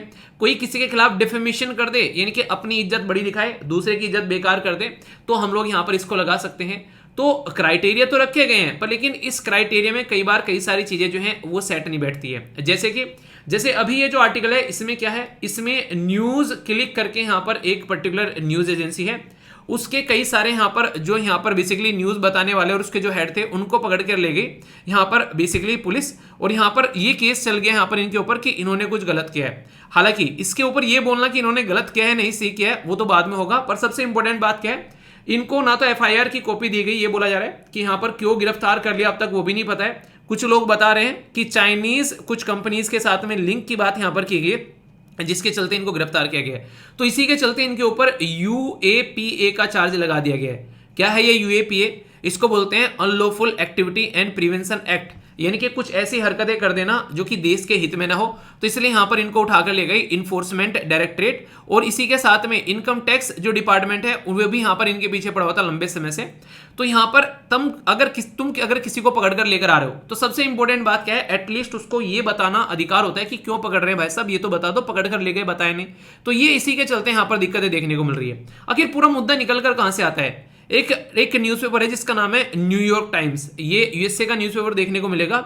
उसमें आर्टिकल छपा और उन्होंने यहां पर बात की कुछ न्यूज की लिख के इन्वेस्टमेंट के बारे में, इन्वेस्टर के अंदर में कि चाइनीज कोई कनेक्शन यहां पर देखने को मिल रहा है। तो ये समस्या यहां से निकल कर आई उस टाइम पर, और फिर यहां पर एक तरीके से इनको उठाया गया। तो यहां पर जो ये पर्टिकुलर पर्सन है जो यहां पर इसके हेड है, ये ऐसा नहीं कि एक नॉर्मल इंसान है, पहले भी यहां पर इसको पकड़ा गया इमरजेंसी के ड्यूरेशन में, ऐसा बोला गया यहां पर आर्टिकल के अंदर में। पर इंपॉर्टेंट मुद्दा क्या है, अगर किसी को पकड़कर ले जा रहे हो तो उसके बारे में बताओ कि इस इंसान ने एटलीस्ट गलत क्या किया है, ताकि चीजों को जो है आगे सुधारा जा सके, और ये उसका अधिकार भी है इस बात को जानने का। ठीक है, आर्टिकल यहां पर इंडियन एक्सप्रेस के अंदर में छापा गया। इनको 7 दिन की जो है वो कस्टडी रिमांड पर जो है वो भेज दिया गया यहां पर अभी हाईकोर्ट के द्वारा। तो देखने वाली बात होगी कि क्या ये उगलते हैं और क्या इनके द्वारा हरकतें की गई है, तो उसके चलते यहां पर चीजें देखने को मिलती है। पर लेकिन जब मैं बात कर रहा हूं यहां पर इस पर्टिकुलर कानून के बारे में, इसके अंदर में रिसेंटली अभी अमेंडमेंट करके कई सारी चीजें आप लोगों को देखने को मिलेगी। ये यहां पर एक तरीके से कहीं ना कहीं इंडिविजुअल को भी टेररिस्ट करार दे सकता है और ऑर्गेनाइजेशन को भी। इसमें क्या मुद्दा है, पहले क्या हुआ करता था कि किसी ऑर्गेनाइजेशन को ही हम लोग बोला करते थे कि ये टेररिस्ट ऑर्गेनाइजेशन है। पर लेकिन हुआ क्या, अगर मान लीजिए एक ऑर्गेनाइजेशन का नाम है आज की डेट में टी, ठीक है, उसने अपना नाम कर लिया कल को चलकर पी, या फिर परसों को कर चल लिया उसने अपना नाम कर लिया ए, तो ये तो जरा सी देर में नाम चेंज हो सकता है। तो यहां पर क्या किया गया कि उस ऑर्गेनाइजेशन से रिलेटेड जो कनेक्टेड मेंबर है उनको भी टेररिस्ट करार देना स्टार्ट कर दिया, क्योंकि आधार कार्ड में किसी का नाम अगर लिखा हुआ है तो वो तो चेंज होने से रहा भाई साहब, जो नाम है एड्रेस चेंज कर सकते हो, बस नाम तो चेंज नहीं होने का। तो कंडीशन क्या हो गई, कंडीशन यहां पर ये हो गई कि अब इंडिविजुअल को भी यहां पर करार दिया जा सकता है टेररिस्ट। कोई यहां पर पार्टिसिपेट कर रहा है किसी एक्ट में, प्रिपेयर कर रहा है टेररिज्म के लिए, प्रमोट कर रहा है टेररिज्म को, या फिर इन्वॉल्व है किसी भी तरीके से टेररिज्म की एक्टिविटी में, तो यहां पर उसके खिलाफ चार्ज चलेगा और हमारी जो एनआईए है, नेशनल इन्वेस्टिगेटिंग एजेंसी जो है, वो उसको धर दबोच लेगी। इसमें यहां पर उसकी प्रॉपर्टी तक जब्त की जाती है अगर कोई टेररिस्ट एक्टिविटी में यहां पर संलिप्त पाया जाता है। और ये क्राइम इतना बड़ा हो जाता है कि एनआईए में भी जो बात करेंगे तो रैंक, जो इंस्पेक्टर की रैंक या फिर उससे ऊपर का कोई बंदा होगा तो वही यहां पर देखेगा। और इंपॉर्टेंट बात क्या है कि इंटरनेशनल कन्वेंशन फॉर, जो यहां पर एक तरीके से आप लोग बोल सकते हैं कि suppression for the act of nuclear terrorism, ये एडिड किया गया शेड्यूल के अंदर में, ताकि यहां पर उसको भी ढंग से अगर देखा जा सके कि इस तरीके की भी कोई हरकतें कर रहा है तो उसको भी यहां पर एक तरीके से इसमें इंक्लूड किया जा सके। तो इसके चलते केस की बात करें तो केस को भी फास्ट ट्रैक करने की कोशिश की जाती है। तो उसके लिए ट्रिब्यूनल काम करता है जिसको यूएपीए ट्रिब्यूनल बोलते हैं। ट्रिब्यूनल क्या होता है, एक तरीका कोर्ट ही होता है, ठीक है, जो कि हेडेड किया जाता है हाई कोर्ट के जज के द्वारा। तो यहां पर जब कोई ट्रिब्यूनल केस सुनता है तो उसका बेसिक पर्पज ये होता है कि फटाफट उसका केस को निपटारा किया जा सके, झट मंगनी पट ब्याह की बात की जाती है। तो यहां पर जैसे ही नोटिफिकेशन मिलता है, यहां पर ट्रिब्यूनल जो है वो उसके चलते यहां पर विद इन 30 डेज जो है वो यहां पर एक तरीके से चीजों को करता हुआ नजर आता है और फटाफट मतलब एक तरीके से रिजल्ट निकालता है। इंपॉर्टेंट बात क्या है, ये क्यों इतनी फास्ट डिसीजन देता है, क्योंकि कोड ऑफ सिविल प्रोसीजर जो है 1908 का, ये उसके हिसाब से काम नहीं करता है। ये जैसे कि आप लोगों को देखने को मिलेगा जिस तरीके से कोर्ट करते हैं, ये नेचुरल जस्टिस के कॉन्सेप्ट पर काम करता हुआ आप लोगों को यहां पर नजर आता है। पर पावर यहीं से मिलती है काम करने की, रेगुलेट करने की, कैसे कैसे चीजें चलनी है, जुडिशियल प्रोसीडिंग है वो यहीं से निकल कर आता है। तो इसके तहत में यहां पर जो चीजें होंगी वो आने वाले टाइम में यहां पर आप लोगों को देखने को मिलती हुई नजर आएंगी। क्वेश्चन भी अगर आप लोगों से यहां से पूछ रहे हैं कि भाई साहब इसके बारे में बताओ कि यूएपीए का जो एक्ट है उसमें अमेंडमेंट किया गया, क्या क्या चीजें देखने को मिली, तो इंडिविजुअल को टेररिस्ट करार दे सकते हैं, जी हाँ। यहां पर अप्रूवल दिया जाएगा डायरेक्टर जनरल रैंक के यहां पर, और इसको इन्वेस्टिगेशन जो करेगा वो सब इंस्पेक्टर रैंक का ऑफिसर करेगा, ये यहां पर बेसिकली ये बोला गया। और एनआईए के साथ में भी यहां पर मैंने बातें की आप लोगों से अभी कनेक्ट करके।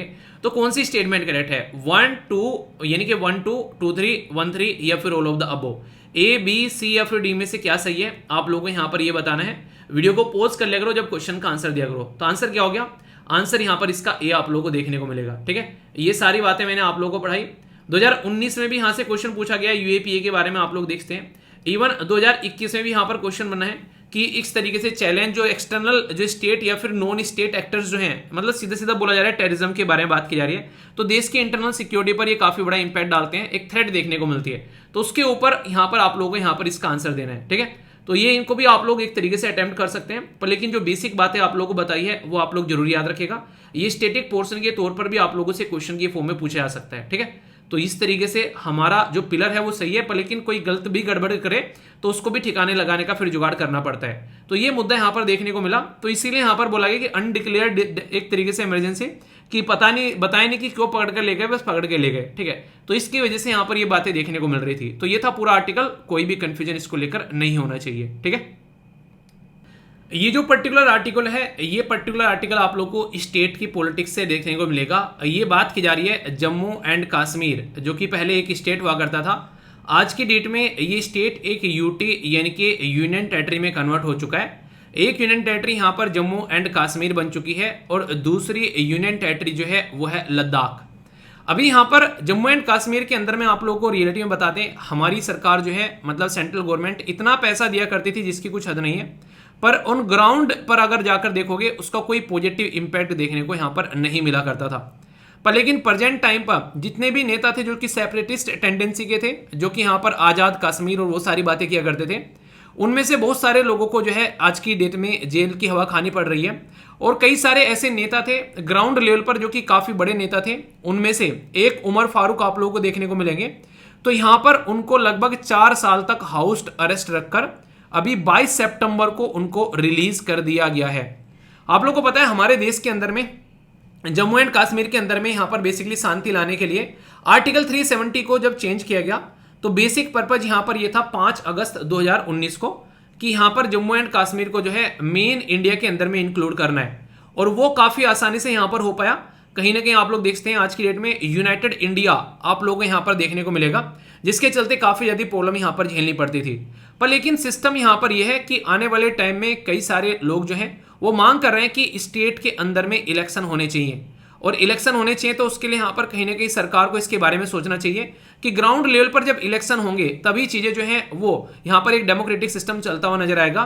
तो यूनियन टेरिटरी की फॉर्म में इलेक्शन करवाने हैं या फिर कंप्लीट स्टेट का दर्जा देकर इलेक्शन करवाने हैं, तो उसके बारे में सोचना चाहिए क्योंकि लोगों की रिप्रेजेंटेशन जो है वो यहाँ पर इनको मिलनी चाहिए। आज की डेट का जो मैप है यहाँ पर जो सबसे इंटरेस्टिंग चीज मुझे देखने को मिलती है, ये पहले पूरा जम्मू कश्मीर कहलाता था, अभी यहाँ पर जम्मू एंड कश्मीर जो है वो एक छोटा सा पोर्शन यहाँ पर बना दिया है, ठीक है, और बाकी पूरा जो है वो लद्दाख बना दिया है। इससे फायदा क्या है, लद्दाख एक कंप्लीट यूनियन टेरिटरी है बिना लेजिस्लेचर के, जो कि सेंट्रल गवर्नमेंट के अंडर में काम करती है। और मैक्सिमम पोर्शन अगर बात करोगे यहाँ पर पाक ऑक्युपाइड एरिया का जो मैक्सिमम पोर्शन आप लोगों को यहाँ पर देखने को मिलता है वो लद्दाख के अंदर ही आता है, यानी कि सेंट्रल गवर्नमेंट अपने आप कंट्रोल कर रही है, तो दिमाग से काम किया गया। दूसरा, अफगानिस्तान के साथ में जो हमारा कनेक्ट होने वाला एरिया है वो भी आप लोगों को लद्दाख के अंदर ही देखने को मिलेगा। तो कल को अगर कोई क्वेश्चन भी पूछ ले कि हमारा जो अफगानिस्तान के साथ में कनेक्ट करने वाला एरिया जम्मू एंड कश्मीर के अंदर में है, लद्दाख के अंदर में है, तो इसके बारे में आप लोगों को कंफ्यूजन नहीं होना चाहिए। रीजन क्या है, रीजन सीधा सीधा यहां पर यह है क्योंकि सिक्योरिटी की बात आती है और उसके चलते वहां पर शांति बनाए रखने की बात आती है, और वो कब होगा, जब सेंट्रल गवर्नमेंट की एजेंसी जो है वो वहां पर लॉ एंड ऑर्डर की सिचुएशन जो है अपने कंट्रोल में वहां पर रखेंगे, तभी ये चीजें पॉसिबल है। तो उसके चलते यहां पर ये सिचुएशन देखने को मिल रही है। अच्छा, आप में से कितने ऐसे लोग हैं जिनको ये लगता है कि जम्मू एंड कश्मीर जो यूनियन टेरिटरी है उसको फिर से स्टेट का दर्जा देना चाहिए, यानी कि फिर से राज्य बनाना चाहिए? क्यों? क्योंकि पहली बार हमारे देश के इतिहास में ऐसा हुआ था कि किसी स्टेट को यूनियन टेरिटरी यानी कि केंद्र शासित प्रदेश में कन्वर्ट किया गया था, वरना अब तक कभी भी ऐसा नहीं हुआ। हमेशा यूनियन टेरिटरी को यूनियन टेरिटरी यानी कि केंद्र शासित प्रदेश को स्टेट में कन्वर्ट किया गया था। ऐसे कई सारे उदाहरण आप लोगों को देखने को मिल जाएंगे। कोई भी एक उदाहरण लिखो, क्योंकि पॉलिटी में मैंने बड़ी तसल्ली में ये सारी चीजें आप लोगों को पढ़ा रखी है, देखता हूं कौन उदाहरण दे पाता है। ठीक है, जो घूमने जाते हो ना कई बार कई सारी जगह, उनमें से एक तो वही देखने को मिल जाएगा, छोटा सा स्टेट। तो यहां से आप लोग अंदाजा लगा सकते हैं। तो सिस्टम मतलब कहने का यहां पर यह कि आज की डेट में एक तरीके से डेमोक्रेटिकली इलेक्टेड गवर्नमेंट होनी चाहिए, भले ही यूनियन टेरिटरी बनाकर दो आप लोग, चाहे स्टेट बनाकर दो, पर इलेक्टेड गवर्नमेंट यहां पर होनी चाहिए, यानी कि लोगों का रिप्रेजेंटेशन होना चाहिए। इसमें आप लोग कितने सहमत हैं? यस या फिर नो से आप लोग अपना आंसर दे सकते हैं। ठीक है, बताइएगा जरूर आपको किस तरीके से इसको देख रहे हैं। ओके दोस्तों, ये जो आर्टिकल है ये इन्वायरमेंट, इसी के साथ में सस्टेनेबल डेवलपमेंट, इसी के साथ में इकोनॉमी के ऊपर ध्यान रखने वाला आर्टिकल है। ये आर्टिकल जो लिखा गया है यहाँ पर अमर पटनायक, जो कि आज की डेट में मेंबर ऑफ पार्लियामेंट भी है उड़ीसा से, और इसी के साथ में ये फॉर्मर कैग यानी कि controller and auditor general of India भी यहाँ पर रह चुके हैं, और राजेश हैं साथ में इनके जो मैथमेटिशियन हैं, और इसी के साथ में एक तरीके से आप लोग बोल सकते हैं साइंटिस्ट भी हैं, जो कि मैसेच्यूसेट्स इंस्टीट्यूट ऑफ टेक्नोलॉजी जो कि MIT USA के अंदर में है, और को फाउंडर्स ये भी हैं पर्टिकुलर एक ऑर्गेनाइजेशन के। तो यहाँ पर इनके द्वारा ये आर्टिकल लिखा गया है। सर, इनका नाम बताना और इनकी क्वालिफिकेशन बताना जरूरी था क्या?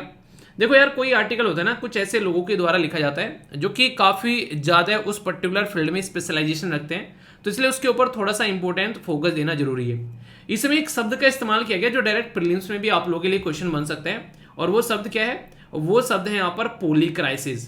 पॉलीक्राइसिस का मतलब आसान शब्दों में आप समझते हैं। पहले एक पर्टिकुलर बंदा है, वो अपनी एग्जाम की प्रिपरेशन कर रहा है, उसका एग्जाम है यूपीएससी की प्रिपरेशन करना स्टार्ट किया, तो यहाँ पर यूपीएससी की प्रिपरेशन का अगर एग्जाम क्लियर हो गया तो बल्ले बल्ले है, मजा आ गया, पर लेकिन रिजल्ट आया बंदे का जो है एग्जाम क्लियर नहीं हुआ।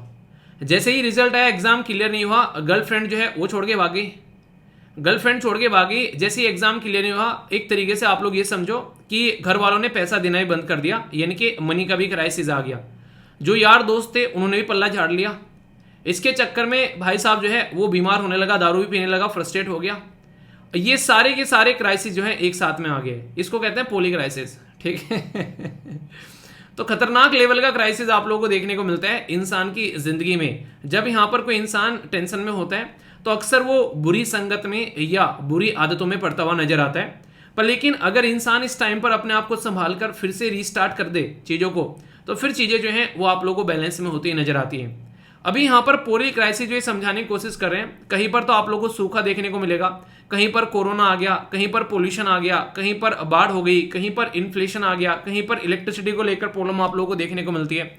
तो ये बेसिकली यहाँ पर पोली क्राइसिस को समझाने की कोशिश कर रहे हैं कि आज की डेट में अगर हम लोग चीज़ों को सस्टेनेबल तरीके से लेकर नहीं चलेंगे तो एक पोली क्राइसिस जैसी कंडीशन में हम लोग आज की डेट में बैठे हैं, अगर इनके हिसाब से यहाँ पर बातें करें।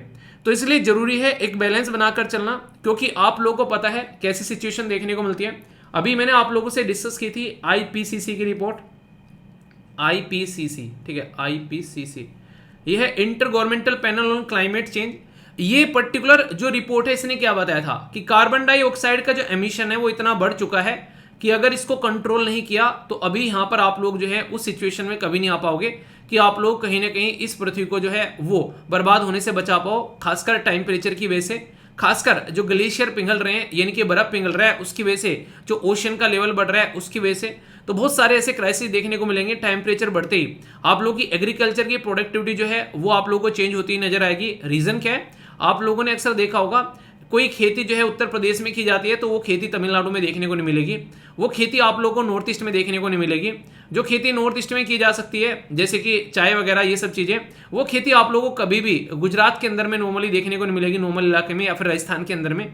तो टेम्परेचर और वहां की मिट्टी बहुत बड़ा इंपैक्ट डालती है। फूड क्राइसिस आप लोगों को देखने को मिलेगा अगर टेम्परेचर चेंज होता हुआ नजर आएगा। तो इसलिए राइटर ने बताया कि आज की डेट में हम लोग एक ऐसी सिचुएशन में जिसको पोली क्राइसिस बोल सकते हैं। और ये जो शब्द है ये इंटरेस्टिंग है, इसको आप लोग याद रखिएगा। ये शब्द किसके द्वारा दिया गया, तो इनका नाम है एडम टोज। तो ये नाम आप लोग याद रखिएगा क्योंकि वनडे टाइप एग्जाम में अक्सर जो है आप लोगों से पूछे जाते हैं, या फिर आप लोग जब लिखना स्टार्ट करो आंसर राइटिंग वगैरह तो वहां पर भी आप लोग इसको एक तरीके से मेंशन कर सकते हो कि एक पर्टिकुलर पर्सन जो है इस तरीके से यहाँ पर पोली क्राइसिस के बारे में बता रहा है। अब ये पोली क्राइसिस जब आप लोग बात करेंगे, हम लोग अपनी कंट्री के रेस्पेक्ट में अगर पोली क्राइसिस को समझने की कोशिश करें कि हमारी कंट्री में ऐसे कौन कौन से क्राइसिस देखने को मिल रहे हैं जिसको हम लोग पोली क्राइसिस के नाम पर बोल सकते हैं। सबसे बड़ी रिक्वायरमेंट तो हमारी एनर्जी की है, हम लोग दूसरे देश के ऊपर डिपेंडेंट है एनर्जी के लिए। तो कभी भी कुछ भी किसी भी देश के अंदर आपस में लड़ाई होती है तो हमको बेसिकली दिल की धड़कन बढ़ जाती है कि यार हमारी एनर्जी सिक्योरिटी खतरे में पड़ सकती है, खासकर अगर अरेबियन कंट्री है वहां पर अगर बात करेंगे। दूसरी इंपॉर्टेंट बात आप लोगों को हेल्थ देखने को मिलेगी। हमारे देश का हेल्थ का सिस्टम कितना जर्जर है ये कोविड-19 ने सबके सामने खोलकर रख दिया, तो कोई बोलने वाली बात ही नहीं है। तो इतनी सिचुएशन खराब यहां पर देखने को मिली जो कि अब तक भी इंप्रूव नहीं की गई है। नंबर तीसरा आप लोगों को देखने को मिलेगा माइग्रेशन का इशू। कोविड-19 के टाइम पर इतने सारे लोग इधर उधर माइग्रेट कर रहे थे, उनको वहां पर जॉब से निकाला गया और फिर वो अपने घर की तरफ को भागे, तो सिचुएशन काफी ज्यादा खराब यहां पर देखने को मिली। नंबर 4 जो निकल कर आता है वो है फूड प्रोडक्शन के बारे में। हमारे देश में फूड प्रोडक्शन काफी अच्छा हो रहा है। एमएस स्वामीनाथन जी जो कि काफी बड़ा रोल प्ले करके गए इस पर्टिकुलर एरिया में, पर लेकिन फिर भी बहुत सारा एरिया ऐसा है कि लोग जो है काफी लार्ज स्केल पर भूखे सोते हैं। तो ये भी एक काफी बड़ी प्रॉब्लम आप लोगों को यहाँ पर देखने को मिलती है। इसी के साथ में इंफ्रास्ट्रक्चर, हमारे देश के अंदर में इतना अच्छा ढांचागत विकास नहीं हुआ है ताकि अगर कोई प्रॉब्लम हो तो हम लोग उसका समस्या का समाधान निकाल सके। किसी भी फील्ड में इतने अच्छे हम लोग सेल्फ सफिशिएंट अब तक नहीं है। तो अगर इनको सबको साथ में उठाकर आप लोग रखते हो तो इसको आप लोग बोल सकते हो कि एक तरीके से ये वो सिचुएशन है जिसमें पोली क्राइसिस का नाम आप लोग दे सकते हो। इसकी वजह से लोगों को अनएम्प्लॉयमेंट बेसिकली देखने को मिल रहा है, यानी कि उनको जॉब नहीं मिल रही है, एम्प्लॉयमेंट नहीं मिल रहा है, ये सिचुएशन यहाँ पर निकल कर आती है। तो अभी जब इस सिचुएशन पोली क्राइसिस में होती है तो फिर आप लोग को कॉम्प्रिहेंसिव अप्रोच लेकर चलनी पड़ती है। जैसे मैंने बताया ना कि गर्लफ्रेंड छोड़ के चली गई घर वालों ने, या फिर शादी कर दी एक तरीके से किसी की गर्लफ्रेंड की, या फिर अब बॉयफ्रेंड की शादी कर दी, एग्जाम क्लियर नहीं हो रहा है, घर वालों ने पैसे देना बंद कर दिया। तो ये इस क्राइसिस में सबसे इंपॉर्टेंट बात क्या होगी कि सबसे इंपॉर्टेंट बात है कि आप लोग अपने ऊपर फोकस करना स्टार्ट करो। सबसे पहले अपनी स्ट्रेंथ देखो, सबसे पहले अपनी वीकनेस देखो और देखो किस तरीके से अपनी स्ट्रेंथ को और ज्यादा बढ़ा सकते हो और अपनी वीकनेस पर काम कर कर उसको भी अपनी स्ट्रेंथ बना सकते हो और फिर अपने टारगेट पर फोकस करके चीजों को आगे लेकर चलो। फिर देखना सारी चीजें आप लोगों को यहाँ पर चेंज होती नजर आएंगी। तो ये काफी इंपॉर्टेंट चीजें हैं यहाँ पर, ठीक है। तो यहाँ पर अगर आप लोग चाहते हैं आज की डेट में चीजों को साथ में लेकर चलना तो आप लोगों को यहाँ पर इकोनॉमिक के बारे में सोचते सोचते आप लोगों को इन्वायरमेंट के बारे में भी सोचना पड़ेगा। इंफ्रास्ट्रक्चर को किस तरीके से मॉडर्नाइज कर सकते हैं, उसके साथ साथ में ध्यान रखते रखते आप लोगों को क्लाइमेट चेंज और इसी के साथ में यहाँ पर इन्वायरमेंट इंपैक्ट असेसमेंट उनके बारे में सोचना पड़ेगा। तो पॉलिसी मेकर के लेवल पर काम आप लोगों को करना पड़ेगा। कार्बन डाइऑक्साइड का एमिशन इतना हो रहा है जिसकी कुछ हद नहीं है, एक देश निकालता है और दूसरा देश भी उसको झेलता है। ये सिचुएशन आप लोगों को देखने को मिलेगी। इसीलिए बोला गया सस्टेनेबल डेवलपमेंट गोल लेकर आते हैं, बहुत सारी चीजों को सोल्यूशन निकालेंगे, पर ग्राउंड लेवल पर जब आप लोग जाकर देखोगे बहुत सारे सस्टेनेबल डेवलपमेंट गोल जो है वो अचीव ही नहीं किए। कोविड-19 पर लोगों की हरकतें आप लोगों को देखने को मिली, क्या सिचुएशन थी उस टाइम पर। यहाँ पर जिन देशों के पास में दवाइयाँ थी उन्होंने गरीब देशों को दवाई देने से मना कर दिया। तो सस्टेनेबल कहाँ से रह गए? 17 सस्टेनेबल डेवलपमेंट गोल है। पहला है गरीबी। गरीबी जो है कोविड-19 ने और ज्यादा बढ़ा दी, भुखमरी और ज्यादा बढ़ा दी, हेल्थ के ऊपर क्वेश्चन मार्क लगा दिया, एजुकेशन को बर्बाद किया, जेंडर जो इक्वलिटी है ये ढंग से देखने को मिलती नहीं है। तो बहुत सारी ऐसी समस्या है। तो सस्टेनेबल डेवलपमेंट गोल जो कि 17 है, अगर इनको पैरेलल में लेकर चला जाए तो आप लोग कह सकते हो कि पोली क्राइसिस जैसी सिचुएशन को आप लोग कहीं ना कहीं डील करने के लिए तैयार हो। ठीक है, अगर बात करें जैसे कि अगर कार्बन एमिशन के बारे में आप लोगों से बात करूं, कार्बन एमिशन कहने के लिए छोटी चीज है, पर लेकिन वही कार्बन एमिशन जब निकल कर आता है तो वो आप लोगों को देखने को मिलेगा, टेम्परेचर बढ़ाता हुआ नजर आएगा। उस टेम्परेचर बढ़ने की वजह से ग्लेशियर पिघलेंगे, उस ग्लेशियर के पिघलने की वजह से जो पानी यानी कि वाटर है वो यहाँ पर ओशन के अंदर में आएगा। वो पानी ओशन के अंदर में आने की वजह से ओशन का वाटर लेवल आप लोगों को बढ़ता हुआ नजर आएगा। उसकी वजह से कोस्टल एरिया में जहां जहां भी लोग रहते हैं वो सारे आप लोगों को यहाँ पर डूबते हुए और त्राहिमाम करते हुए नजर आएंगे। कहने के लिए तो कार्बन डाइऑक्साइड है, पर रियलिटी में क्या है? रियलिटी में तो भाई साहब ये बर्बादी का एक तरीका है। तो यहां पर इसलिए जरूरी है इसमें बैलेंस बनाना। और बैलेंस कैसे होगा? जो अमीर देश हैं जो कि दबाकर कार्बन डाइऑक्साइड का एमिशन यहां पर कर रहे हैं आज की डेट में, ये जो देश हैं इनको यहां पर बेसिकली सपोर्ट प्रोवाइड कराना पड़ेगा, इनको यहां पर फंडिंग देनी पड़ेगी, उनको यहां पर सस्टेनेबल चीजों के ऊपर चलना पड़ेगा, कार्बन के लिए अकाउंटेबिलिटी उनको अपनी रखनी पड़ेगी। तो ये जरूरी है, जब जाकर सिचुएशन जो है वो आप लोगों को सुधरती यहां पर नजर आएगी। देखो कई सारे लोग ना जानते हैं कि समस्या का समाधान कैसे है। जैसे आप लोगों को पता है कि मॉर्निंग में अगर टाइम पर आप लोग उठ जाएं, अपने दिन को अगर एनर्जी के साथ में आप लोग स्टार्ट करें, जो प्लान आप लोगों ने शाम को बनाया था या फिर सुबह उठकर बनाया उस प्लान को फॉलो करते हुए आप लोग आगे बढ़ें, थोड़ी सी एक्सरसाइज डेली आप लोग कर लें, तो 99% जो प्रॉब्लम है आप लोगों की जिंदगी में से सोल्व हो जाएगी। ये किसको नहीं पता है? आप लोग खुद बता दो। कोई इतना बेवकूफ है कि यूपीएससी की प्रिपरेशन कर रहा है, उसको ये नहीं पता है एक तरीके से कि ये चीजें उसकी जिंदगी जो है संवार सकती है? शायद ही कोई होगा यार, हर एक इंसान को पता है, पर लेकिन पता होने से कुछ नहीं होता है, करना पड़ता है। पता तो सबको रहता है कि क्या क्या चीजें हैं, पता होने से कुछ नहीं होने वाला है जिंदगी में। जब तक आप लोग चीजों को करना स्टार्ट नहीं करोगे तब तक शरीर जो है वो हष्ट-पुष्ट नहीं होगा, बॉडी पे से फैट नहीं जाएगा, आप लोग एनर्जेटिक फील नहीं करोगे। तो पता होना कि भाई साहब कार्बन डाई एक तरीके से ऑक्साइड निकलती है और इसकी वजह से दिक्कत देखती है, उससे कुछ नहीं होने वाला है। आप लोगों को फंडिंग करनी पड़ेगी, अमीर देशों को फंडिंग यहाँ पर बेसिकली डेवलपिंग देशों को देनी पड़ेगी, ताकि जो यहाँ पर इस पर्टिकुलर एरिया में पॉजिटिव काम कर रहे हैं उनको सपोर्ट मिल सके, ऐसा आप लोग बोल सकते हो। ठीक है, तो इंटरेस्टिंग शब्द जो मुझे यहां पर देखने को मिला राइटर का, वो पोली क्राइसिस के साथ साथ में बात करते हैं कि पोली सॉल्यूशन पर भी आप लोगों को फोकस करना पड़ेगा। यानी कि पोली क्राइसिस के साथ में पोली सॉल्यूशन भी है। यानी कि अगर हम लोग चाहते हैं 2070 तक अपना बेसिकली कार्बन डाइऑक्साइड का जो एमिशन है उसको कंट्रोल करना, और तो हम लोग को रिस्ट्रक्चर करना पड़ेगा अपनी सोसाइटी और अपनी इकोनॉमी को, तभी जाकर ये चीजें पॉसिबल हो पाएंगी। हम लोग को रिवोल्यूशनाइज करना पड़ेगा अपनी जीडीपी के अंदर में, ग्रोस नेशनल हैप्पीनेस इंडेक्स भी डालना पड़ेगा हम लोग को यहाँ पर कार्बन फुटप्रिंट भी चेक करना पड़ेगा, हम लोग को यहाँ पर कार्बन के लिए पॉलिसी अलग से बनानी पड़ेगी, मल्टी फेस पर काम करना पड़ेगा। यानी कि हम लोग जैसे डीजल को कम कर दें, पेट्रोल को कम कर दें, हम लोग हाइड्रोजन जैसे ईंधन पर काम करना स्टार्ट करें। ठीक है, हम लोग एनर्जी को सेव करना स्टार्ट करें, रिन्यूएबल एनर्जी पर काम करना स्टार्ट करें, लोगों को इस चीज के बारे में अवेयरनेस कराएं। तो जितने पोली क्राइसिस है उतनी ही मल्टीपल डायमेंशन में आप लोगों को यहां पर फोकस करना पड़ेगा, मल्टीपल सॉल्यूशन के ऊपर, यानी कि पोली सॉल्यूशन के ऊपर। पोली होता है मैनी, तो पोली क्राइसिस को पोली सॉल्यूशन से ही आप लोग डील कर सकते हैं। ठीक है, तो इसीलिए हमेशा जिंदगी में कोशिश करो कि एक कहते हैं ना कि अपने आपके पास में अंडे हैं 5 हैं, आप लोगों ने सारे अंडे एक बास्केट में रख रखे हैं, बास्केट टूट गई भाई साहब, अंडे सारे फूट गए, जिंदगी खराब हो गई। ठीक है, तो मतलब क्या है? मतलब यहां पर ये कि अपने बास्केट में जो अंडे हैं उसको अलग अलग जगह रखो, ताकि टूट भी जाए तो एक आधा बच जाए। ये बिल्कुल ऐसे ही जैसे मैं कहता हूं घर से निकलो तो कोई भी सारे पैसे एक पॉकेट में मत रखो, 2-3 पॉकेट में रखो, अगर एक आधी पॉकेट मर भी जाए तो एटलीस्ट घर पर वापस आ जाओ सही सलामत। ये आप लोगों की इंटेलिजेंस कहलाएगी। और एक ही उसमें डालकर और बैग को रखकर कहीं सो जाओ और बैग उठाकर चला गया आसानी से कोई भी, तो ये तो इससे बड़ी बेवकूफी क्या होगी।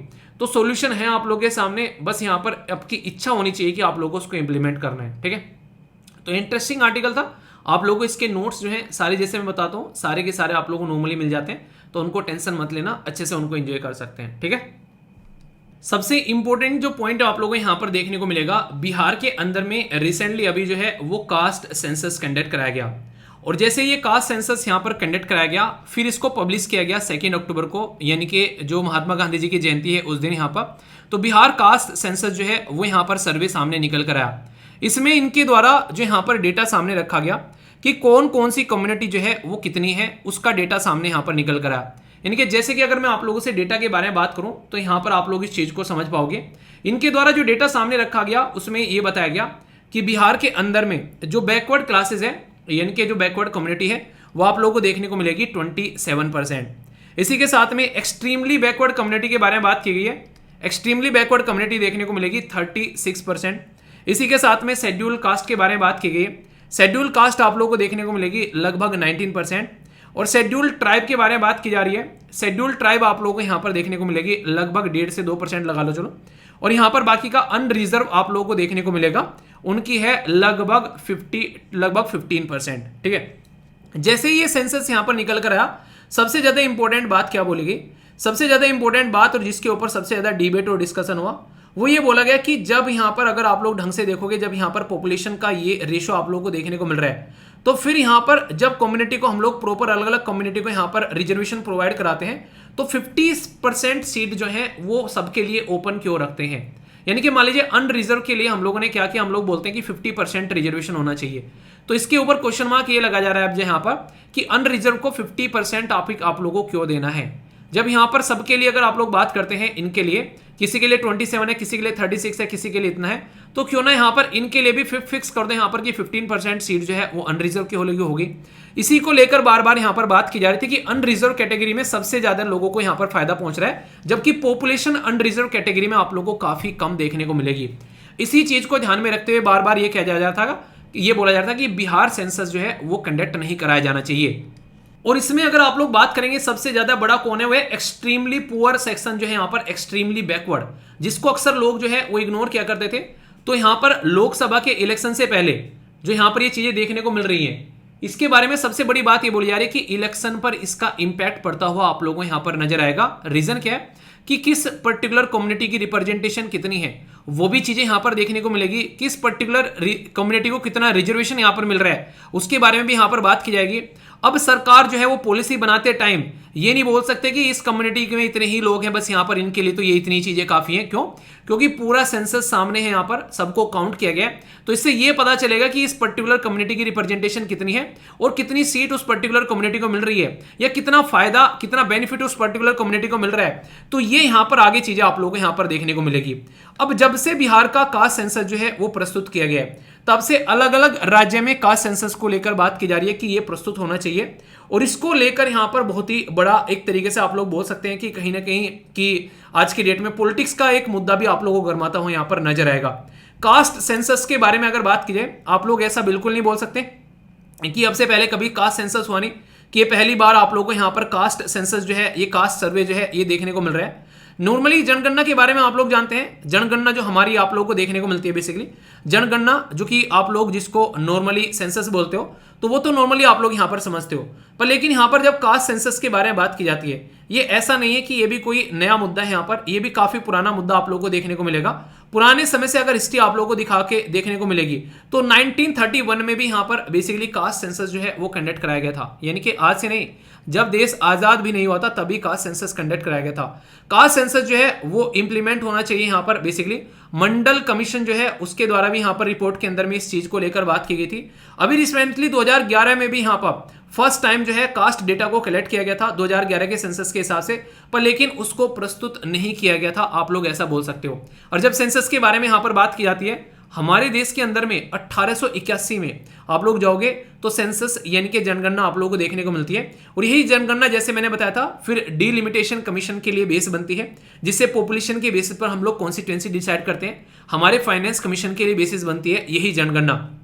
तो ये इसके बारे में आप लोग याद रखिएगा, कौन सी पर्टिकुलर कम्युनिटी किस कास्ट की कितनी है, इससे फायदा ये होता है कि हम लोग समझ पाते हैं और इससे फिर उनके लिए पॉलिसी अच्छे से बना पाएंगे।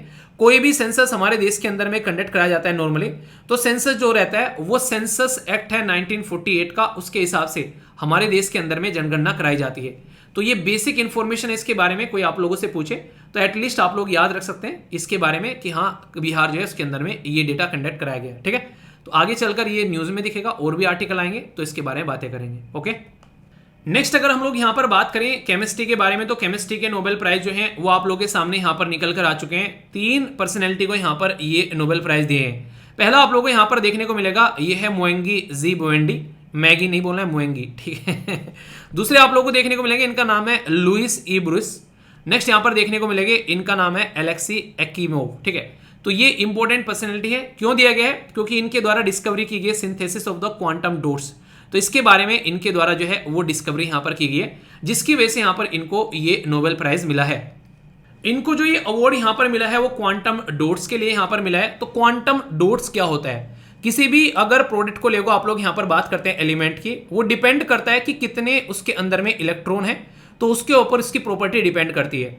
तो जो मैटर होता है वो काफी छोटा अगर देखने को मिलेगा, बेसिकली नैनो डायमेंशन के अंदर में, तो प्रॉपर्टी डिपेंड करती है उसके साइज के ऊपर भी। साइज जितना स्मॉलर होगा उतने ही ज्यादा है वो एक दूसरे के साथ में जुड़े होंगे, जितना बड़ा साइज होगा उसके टूटने के बेसिकली चांसेस ज्यादा रहने हैं। तो ये जो प्रॉपर्टी है जो डिटरमाइन करती है कि उसका बिहेवियर कैसा रहता है, उसको बोलते हैं क्वांटम डॉट्स, जिसके लिए यहाँ पर इनको ये बिहेवियर चेक करने के लिए इनको यहाँ पर ये अवार्ड दिया गया है, ठीक है। तो ये इनके बारे में याद रखते हैं, एक यूएसआर के हैं, एक यूएसए के हैं और एक फ्रांस के आप लोगों को देखने को मिलेंगे जिनको ये अवार्ड डिस्ट्रीब्यूशन किया गया है। तो इसके बारे में बेसिक इंफॉर्मेशन है, आप लोग यहाँ पर याद रख सकते हैं।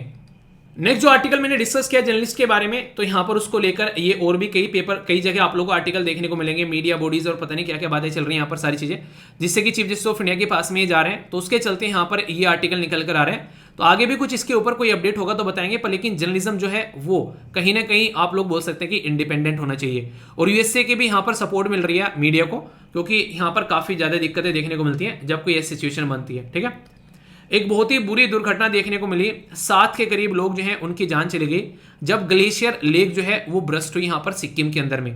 ये पर्टिकुलर कहां पर आप लोगों को देखने को मिला, तो याद रखिएगा ये है साउथ लोहांग लेक आप लोगों को देखने को मिलती है सिक्किम के अंदर में, जो कि ओवरफ्लो यहां पर होकर चली इनटू द तीस्ता रिवर के साथ में कनेक्ट होती है यहाँ पर, जिसकी वजह से यहाँ पर ये दिक्कतें देखने को मिली। और इसी के साथ में चुंगाथंग जो डैम है यहाँ पर, उसमें डिस्ट्रक्शन आप लोगों को देखने को मिला। इसकी वजह से जो सबसे ज्यादा मुझे जो सुनकर भी हैरानी हुई, हमारे 22 आर्मी पर्सनल जो हैं वो मिसिंग हैं। तो ये बेसिकली एक काफी चौंका देने वाली न्यूज निकलकर सामने आई। देखो एक इंसान होता है लड़ाई में बेसिकली जाता है और वहां पर देश के लिए शहादत मिलती है, वो लगता है एक तरीके से, पर लेकिन जब कोई ऐसा इन्वायरमेंटल डिजास्टर होता है उसकी वजह से दिक्कतें देखने को मिलती है, तो ये एक ऐसी अनहोनी है जिसकी भरपाई नहीं की जा सकती है, ठीक है। तो यहाँ पर देखे सब सही सलामत मिल जाए, ऊपर वाले से दुआ की जाए यार। बाकी नेक्स्ट आर्टिकल जो है यहाँ पर एलपीजी सिलेंडर के बारे में है। 200 रुपए का यहाँ पर फायदा देखने को मिल रहा था, उसको बढ़ाकर 300 का कर दिया है उज्ज्वला स्कीम के तहत। स्कीम क्या है, यह प्रधानमंत्री उज्ज्वला योजना है, जो कि यहाँ पर 2.0 वर्जन या फिर 2.0 वर्जन 1 करोड़ से ज्यादा फैमिली के पास में पहुंच चुके हैं। ये कौन सी मिनिस्ट्री है, no ministry of petroleum and natural gas के अंदर में आती है। उसके आज की डेट में हेड कौन है ये आप लोग को बताना है। तो बेसिक सी छोटी सी इंपॉर्टेंट इंफॉर्मेशन है जो कि आप लोग याद रख सकते हैं। हमारे देश की जो डिफेंस है वो इतने शानदार तरीके से यहाँ पर आज की डेट में काम कर रही है कि फ्यूचरिस्टिक वेपन जो है उसके ऊपर भी यहाँ पर काम किया जा रहा है। तो इसमें स्टेट ऑफ आर्ट भी आप लोगों को देखने को मिलेगा, शानदार तरीके से हम लोग काम कर रहे हैं और आने वाले टाइम में और भी अच्छे से आप लोगों को चीजें देखने को मिलने वाली है। डिफेंस मिनिस्टर जो राजनाथ सिंह जी हैं उनके द्वारा यहाँ पर यह बात की गई। आज की डेट में जो डिफेंस स्टाफ जो है जिनका नाम है अनिल चौहान, याद रखेगा, चीफ ऑफ नेवल स्टाफ जिनका नाम है आर हरि कुमार, इसके यहाँ पर इनको देखने को मिला, जिसमें यहाँ पर स्वलंबल ये बेसिकली आत्मनिर्भर बोल सकते हैं 2.0 उसके ड्यूरेशन पर यहाँ पर ये सारी बातें की गई। तो किससे रिलेटेड है, ये हमारे डिफेंस अपनी डिपेंडेंसी के बारे में यहाँ पर बात की जा रही है, ठीक है। बाकी यहाँ पर आप लोगों को पता है कि साउथ इंडिया के एक्टर के बारे में मैंने आप लोगों से डिस्कस किया था, उनका नाम बताइए। उन्होंने साफ साफ बोला था कि करप्शन देखने को मिल रहा है यहाँ पर बेसिकली CBFC यानी कि central board of film certification के अंदर में। तो इसके चलते अभी यहाँ पर जो बात निकल कर आ रही है वो मुद्दा ये है कि कोई भी करप्शन जो है वो टोलरेट नहीं किया जाएगा CBFC के अंदर में, इनके द्वारा ये बात बोली गई है, ठीक है। तो देखते हैं यहाँ पर क्या मुद्दा निकल कर आता है। अभी यहाँ पर बोलते हैं इसको, ये बेसिकली चीजों को टैकल करेंगे। तो आने वाले टाइम पे अगर कुछ भी इसके अंदर में अपडेट होता है तो उसके बारे में बताया जाएगा। कौन सी मिनिस्ट्री के अंडर में आता है CBFC ये बताना, तो यह है ministry of information and broadcasting, ठीक है। सर्टिफिकेट यहाँ पर U यानी कि यूनिवर्सल, UA यानी कि पार्शियल गाइडेंस वाले, UA यानी कि इसी के साथ में A एडल्ट वाले और स्पेशल भी यहाँ पर दिए जाते हैं। बेसिक ये है कि यहाँ पर कहीं ना कहीं चीजों को अच्छे से लेकर चल जाए, फिल्म को सर्टिफिकेट देना, उनको सपोर्ट करना, तो ये आप लोगों को यहाँ पर देखने को मिलता है, ठीक है। तो इंश्योर करता है कि इस तरीके से हमारे देश के अंदर में जो कहीं ना कहीं एक तरीके से इंडिपेंडेंट तरीके से ये फिल्म वाला एरिया जो है ये आगे बढ़ सके, ठीक है। पर लेकिन अगर करप्शन हो जाए तो फिर दिक्कत वाली बात है।